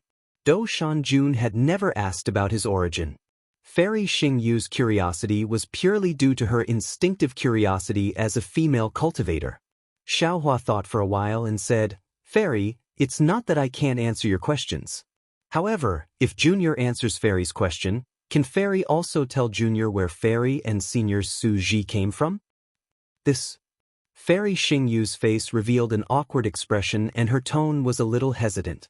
However, after a while, she said quickly, Of course. Why not? Su Ji and I have already discussed this. Since we need your help, we can't tell you the truth.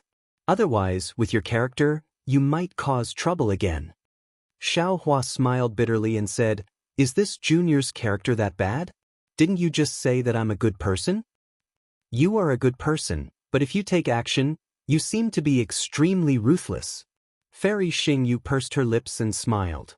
"Su Ji and I don't want to take this risk." "Okay. Since Senior Su and Fairy Xingyu are willing to be honest, I won't hide it anymore." Xiao Hua nodded and said, "Fairy Xingyu, tell me first. When you finish, I will tell you everything I know." Hearing Xiao Hua's words, Fairy Xingyu glanced at him and said coquettishly, "You are really cunning. I asked you first. How can you let me tell you first? Besides, Su Ji is not here at this time. I can't tell you first." "Where is Senior Su now?" Xiao Hua understood and said with a smile, "Aren't we going to meet up with him in front of the Star Moon Palace?"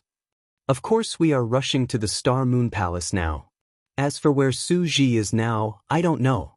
Fairy Xingyu replied, "However, I think that if Su Ji knows that you are here, he will be very happy.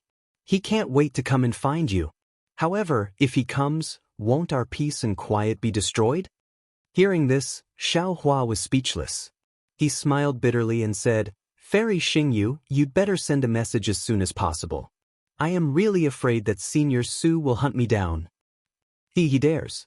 Fairy Xingyu laughed again and said, "Besides, don't you still have me? If he wants to make a move, why fall out with him?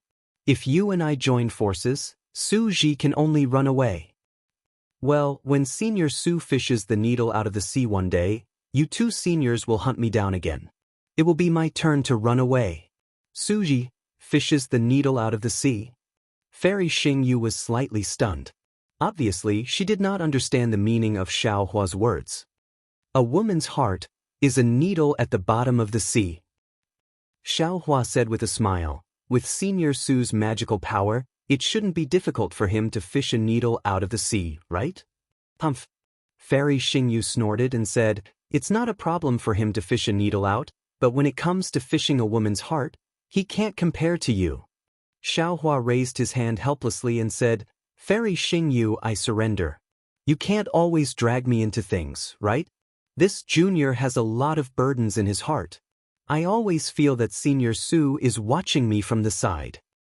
What do you think? If others want me to say it, I don't like to say it. Go ahead and enjoy yourself." Fairy Xingyu curled her lips and opened her mouth. A 3-inch long shuttle flew out of her mouth. This shuttle was different from the usual celestial devices Xiao Hua had seen. Not only was it transparent, but there were also many starry spots inside. These starry spots flowed slowly as the shuttle moved, like a small galaxy. The shuttle landed in the air and Fairy Xingyu formed a magic art with both hands. As the magic art was revealed, the surrounding space vibrated. Wisps of crystal-like heaven and earth essence chi fell into the magic art. After a few minutes, the magic art was completed, and a small starlight appeared on Fairy Xingyu's index finger. Fairy Xingyu raised her hand and the starlight fell into the shuttle. Boom! The shuttle suddenly dispersed as if it had fused and turned into a galaxy. "Go!" Fairy Xingyu scolded softly. Her hands quickly formed another magic art and hit the galaxy. The galaxy flickered slightly in the air and immediately flowed into the void and disappeared. Seeing the shuttle disappear from his divine sense like a drop of water falling into the sea, Xiao Hua's eyes became thoughtful. Chapter 44-44. "Xiao Hua, I heard that you know the thunder escape technique. Let's have a competition. Let me see the power of the world's #1 escape technique." After Fairy Xingyu finished speaking, she didn't wait for Xiao Hua's reply. Then her entire body started to distort rapidly. Push! Like a gust of wind, she flew out. Rumble! Xiao Hua did not dare to be negligent. He activated his true origin, and lightning surrounded his body. He also turned into a thunderbolt and flew in the direction of the cool breeze. The cool breeze was just a thunderbolt in the middle of the mountain. In the blink of an eye, more than 10 days had passed. In front of a huge mountain range in the Thousand Demons' sacred realm, there was a distortion in the space. Several gusts of cool breeze came out of the void and condensed into a human figure in the sky. This human figure looked extremely thin and flat, like a piece of starlight. After swaying a few times in the wind, it instantly became full like a balloon, revealing Fairy Xing Yu's impressive figure. In just a few breaths, a bolt of lightning appeared above Fairy Xing Yu's head with a swoosh. Immediately, there was a rumbling sound of thunder in the void, as if thousands of horses were galloping. Amidst the lightning, Xiaohua's slender figure also appeared calmly. Hee hee. Fairy Xing Yu looked at Xiaohua and said with a smile, "The so-called fastest thunder escape technique in the world is just this. In the past 10 days, you have not surpassed me by even one step." That's right, Fairy's wind escape technique has already reached the acme of perfection. It's something that Junior can't reach. Xiaohua's face didn't have any disappointment as he nodded and replied. Then he looked in front of him and asked, "If Senior Su came from the direction of the Star Moon Palace, he should be here now, right? Why don't we put in more effort to welcome him?" Seeing that Xiaohua's figure moved slightly and was about to fly away, Fairy Xing Yu seemed to understand something and said, "Xiaohua, tell me honestly. Have you activated your thunder escape technique to the extreme? Are you competing with me, or are you afraid that you can't find the Star Moon Palace? Are you flying with me?" Fairy, you think too much. Xiaohua faintly smiles and says, "Junior's strength can't compare to Fairy's, so of course my flying speed can't compare to yours." Fairy Xingyue did not move at all. She pointed in the direction that Xiaohua was about to fly and said, "That direction is already south. It's not where Xingyue Palace is located. Why are you flying there? Do you think that if I fly in this direction, the east will be in front of me? You can't tell the direction at all. You didn't want to overtake me because you were afraid that you would fly in the wrong direction, right?" This? Xiaohua scratched his head, somewhat embarrassed. "Forget it." Fairy Xing Yu glared at Xiaohua and said, "I have no reason to compete with you in terms of flying speed. If you claimed to be second in the entire 3 continents, no one would dare to claim to be first. Zhai Xing Lu's Book of Heroes clearly states that your strength is 1 level higher than your cultivation level, and your flying speed is 1 level higher than your strength." Xiaohua's face was bitter as he spread his hands and said, "Fairy, you have really wronged me. My thunder escape technique is indeed inferior to Fairy's wind escape technique, so I was still thinking of how to ask Fairy for advice on the wind escape technique." You. Fairy Xing Yu was really speechless. She scolded, "You are really the same as what the Book of Heroes says. You want all kinds of cultivation techniques. Don't you think you are a little greedy? You know the thunder escape technique and have cultivated it to the extreme. Why do you want my wind escape technique? Don't tell me you still want to cultivate the wind escape technique?" Hee hee, stones from other mountains can help Jade. Xiaohua smiled and said, "I just want to refer to other escape techniques to better cultivate the thunder escape technique." "Is that really the case?" Fairy Xing Yu asked with a smile, as if she had a better understanding of Xiaohua's character. Xiaohua said seriously, "Of course. How could I lie to Fairy?" "Haven't you lied to me before?" Fairy Xing Yu curled her lips and said, "Along the way. Haven't you been lying to me?" Since his purpose had been exposed, Xiaohua might as well pester her. He replied righteously, "Impossible. Absolutely impossible." Forget it, forget it."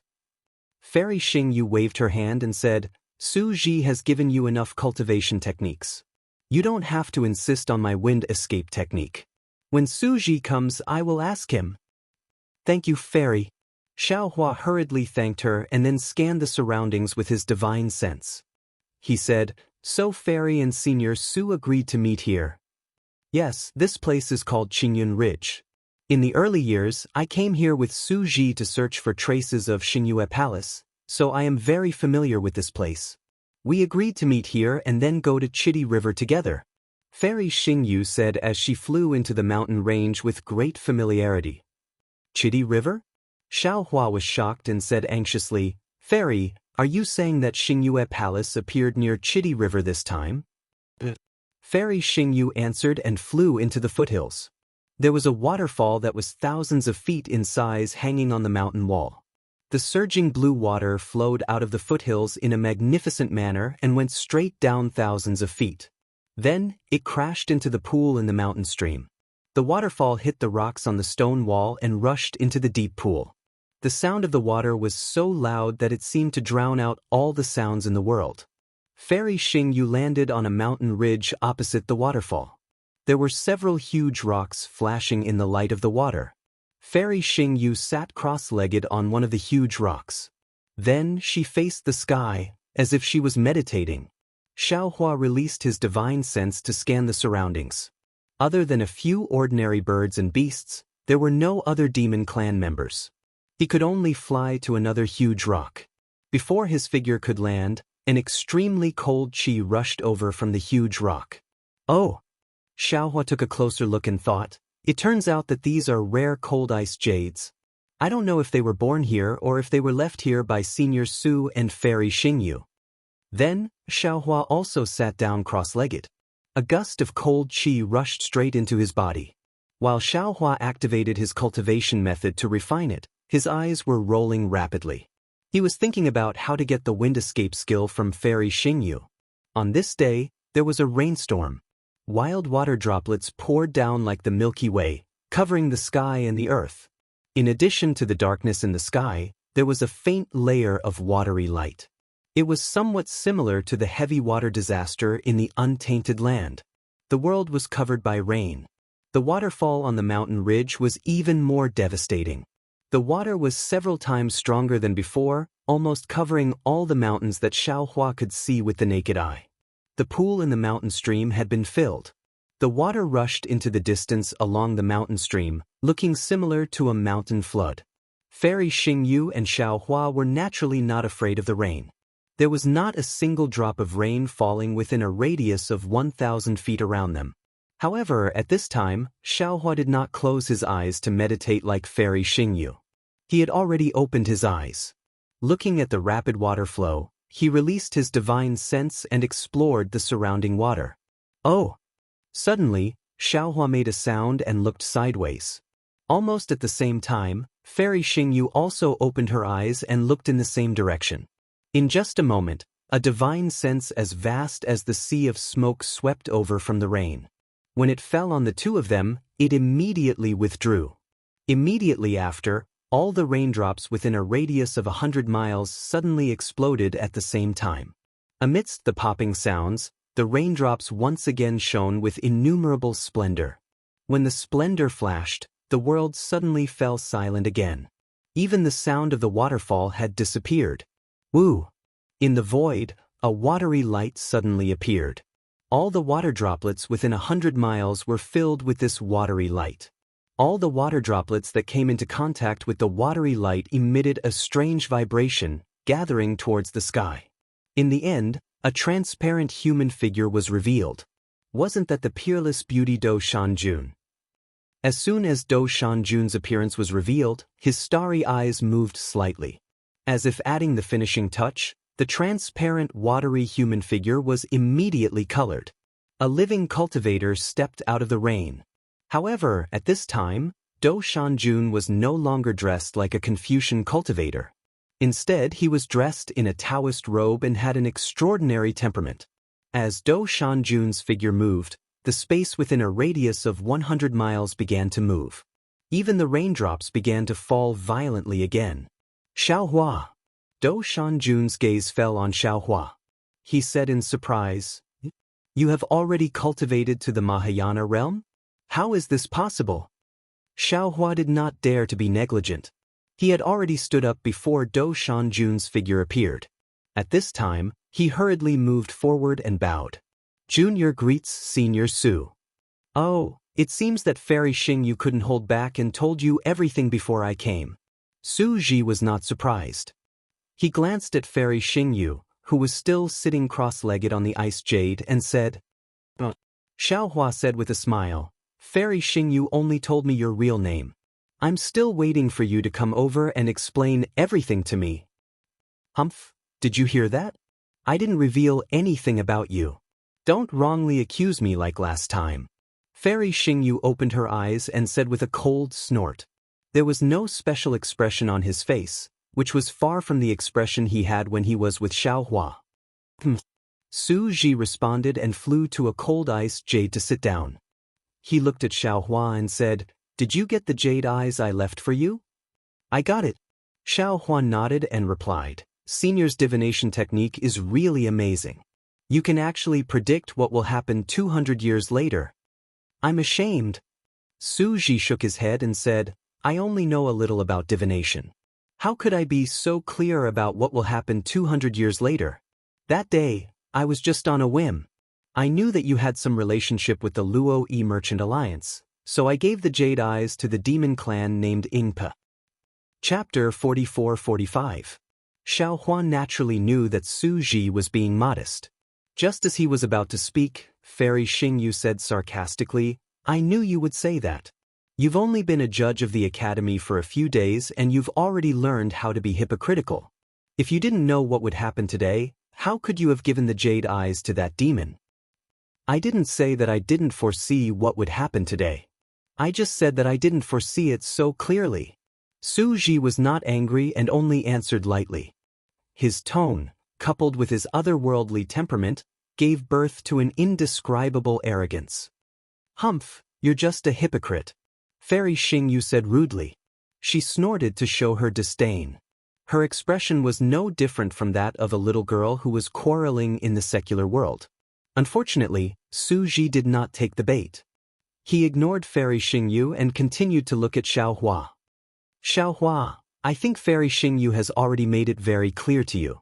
This trip to the Star Moon Palace is very important to us. Of course, for you, it should also be a great opportunity. I think that since this is the case, we shouldn't hide anything from each other. Even if we don't gain anything from this trip to the Star Moon Palace, in the future, among the cultivators on the 3 continents who can stand shoulder to shoulder with us, you're the only one who can catch our attention. Therefore, we should face each other openly and honestly." "Unlucky, unlucky." Before Su Ji could finish speaking, Fairy Xingyu, who was next to him, cursed a few times. Then she spat on the ground and said, "You haven't even seen the Star Moon Palace and you're already saying such unlucky things. Could it be that you're cursing?" Su Ji glanced at Fairy Xingyu and said, "I'm just telling the truth." Xiaohua, who was watching from the side, was overjoyed. Xiaohua understood Fairy Xingyu's thoughts and actions very well. However, Su Ji just didn't cooperate. Xiaohua didn't know if he was really unromantic or if he didn't have Fairy Xingyu in his heart. Of course, the more the two of them acted like this, the more relieved Xiaohua was. After all, such a person's mind was relatively pure and would not be very calculative. Su Ji looked at Xiaohua again and said, "That day at Black Wind Ridge, I already used a secret technique to carefully examine your cultivation. There was absolutely no sign of damage, so it's impossible for you to have recovered your cultivation in the past 200 years. Then here comes the problem. Xiaohua, I have never heard of or seen any records of a human cultivator being able to advance from the spirit severing stage in 200 years. And, if we use the strength standards of the 3 continents, it should be from the 5th level of essence energy directly to the 9th level of essence energy. I've already said this before." Fairy Xingyu seized the opportunity to speak. He just won't admit it. "So, Xiaohua." Su Ji ignored Fairy Xingyu and asked Xiaohua, "Can you tell me what happened in the past 200 years? Humph." Fairy Xingyu looked at Su Ji angrily and said, "I've already told Xiaohua. If it weren't for the agreement with you, he would have told me." Xiaohua finally spoke. He smiled and said, "Senior Su, could it be that the Star Moon Palace is very important to you?" "Of course it's important." Su Ji glanced at Fairy Xingyu and answered, "Then it seems that my cultivation level is also very important to our trip to the Star Moon Palace this time?" "That's right." Su Ji nodded again. "There's a place in the Star Moon Palace that requires the power of thunder. I'm not strong enough, so I need to borrow your cultivation level. Previously, your strength was only at the 5th level of essence energy and could not help me much. Therefore, besides you, I also found a few others. However, I never expected that you would actually be at the 9th level of essence energy. There's no need for those people to go." "That's strange," Xiaohua asked, puzzled. "I remember that when we were at the star-picking tower, Zhu Qing said very clearly that the Star-Moon Palace is very useful for comprehending the power of the stars. Similarly, according to different cultivation methods, the opportunities are different. A Confucian cultivator can comprehend the heart of heaven and become a literary star. A demon king can sense the power of the stars and combine their physical bodies to become a great sage. A Taoist can break through the void and reach the realm of ascension. However, these opportunities are only for cultivators at the 7th or 8th level of essence energy. With my cultivation level, I'm afraid there's no point in entering the Star-Moon Palace. Also, why does Senior value the Star-Moon Palace so much? Why are you asking first? Fairy Xingyue glared at Xiaohua and said, "Didn't we agree? You tell us first and we'll tell you later?" Su Ji nodded.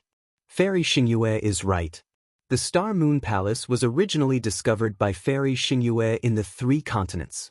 Her Xingyue was formed entirely to search for the Star-Moon Palace. Our purpose of searching for the Star-Moon Palace is different from the purpose of the cultivators from the 3 continents. Actually, we also want to see if we can find our own opportunities from the opportunities of these cultivators. As for what this opportunity is, Xiaohua, you're the first cultivator in the 3 continents who knows about it. I'm afraid you're also the only one. As he spoke, Su Ji raised his right hand. Boom! A huge roar sounded from the waterfall. The waterfall rushed up into the sky like 10,000 water dragons. As it roared in the air, it covered an area of several hundred miles around them. Su Ji raised his hand again and made a grabbing motion. Crack! The waterfall above the 3 of them immediately froze. This solidification rapidly spread in all directions. In just a few breaths, the water that covered a radius of several hundred miles froze. Layers of mysterious fluctuations slowly flowed on the surface of the solidified water. Xiaohua tried to release his divine thought, but the entire water flow was like a huge boundary. Not only did it block sound and aura, but his divine thought also could not pass through it. Looking at the foothills again, the rain was no longer raining. The water flowed slowly, and the green leaves and grass were sparkling with water droplets. It was a beautiful scene. Show off, show off. The corners of Fairy Xingyu's mouth curled up as she rolled her eyes at Su Ji. Then, with a flick of her finger, a speck of starlight fell on the water curtain. Whoosh! In an instant, the entire water curtain shone with starlight, as if a starry sky had enveloped the 3 of them. Hee, this is beautiful, Fairy Xingyu said with a smug smile. Su Ji's cold face was still the same. He turned to Xiaohua and said, "Xiaohua, now you should tell me what happened in the past 200 years, right? Senior, would you believe me if I said that I was not in the 3 continents for the past 200 years? Xiaohua asked with a smile. Nonsense. Of course, you were not in the 3 continents. Is there a need to ask? Fairy Xingyu continued, Su Ji and I used our magic, but we couldn't find you. How could you have been in the 3 continents? Senior, you should know where I was last seen, right? Xiaohua was not in a hurry to answer. Instead, he looked at Fairy Xingyu and asked with a smile. Fairy Xingyu smiled proudly and said, "Of course. You were last seen at the River and Tide Temple in the Longevity Town. You even tried to stop." "Oh, I understand. You were not trying to stop the sutra seeking of bliss held by the Immortals and Buddhas. You were trying to stop that monk from taking down the Buddha roll.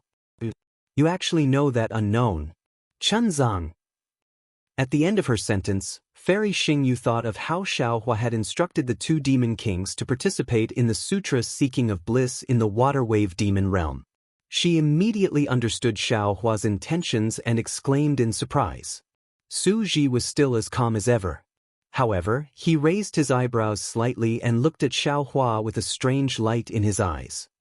"The sutra seeking of bliss has nothing to do with us, right?"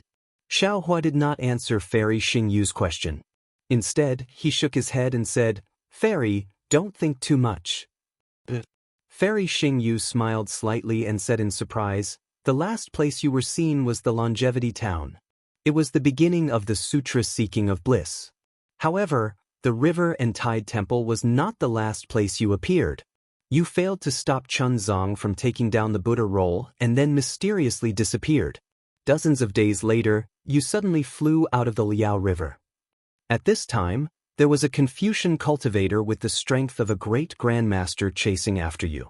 If I'm not mistaken, that Confucian cultivator should be the inspector of the Immortal Palace. He discovered that your Taoist cultivation had broken through the late stage of the nascent soul realm and was preparing to capture you and imprison you in the Immortal Palace. After that, you and that patrol inspector both disappeared without a trace. Later on, traces of you appeared in the hidden Immortal Continent and the Thousand Demons' sacred realm. This was also recorded in the Book of Heroes of Xingyu. However, when we discovered that the one suppressed in the Thousand Demons' sacred realm wasn't you, we deduced that the traces in these places were the work of that white dragon. Of course, Su Ji also went to the Immortal Palace. Although he carefully investigated, he did not find any trace of you being suppressed. He even found out that 5 inspectors of the Immortal Palace were killed during that time. They were Zhang Qing, Wu Han, Sun Zhong, Sun Cheng, and Zhong Xing. As for which one disappeared with you, I don't know. Hearing that Su Ji could find out the information about the inspector of the Immortal Palace, Xiao Hua's heart skipped a beat. He wanted to ask Sun Hao, but when he thought about it, he couldn't help laughing. Sun Jian was the immortal Qingyuan of the Immortal Palace. Wouldn't it be 100 times more convenient for him to investigate Sun Hao than Su Ji? So he nodded and said, Fairy Xingyu is really insightful. Fairy Xingyu is right. I was discovered by the Confucian great grandmaster Sun Cheng in the Liao River. He chased after me from the Longevity Town. During that time, Wu Han and Sun Hao joined in. I risked my life to kill Wu Han, but was later forced to an unavoidable place by Sun Hao and Sun Cheng. Speaking of this, Xiao Hua smiled and asked, Fairy Xingyu, do you know where this place is? In this world, there are too many unavoidable places. I don't know. Fairy Xingyu shook her head, which was rare. Xiao Hua asked curiously, did nothing special happen in the Immortal Palace during that time? Nothing special. Su Ji nodded. I entered the Immortal Palace's Hall of Enlightenment and read the heavenly policy of the Immortal Palace. I didn't find anything unusual. If what you said was unusual, or Immortal Emperor Gaochen deliberately concealed it, I'm afraid I couldn't find it.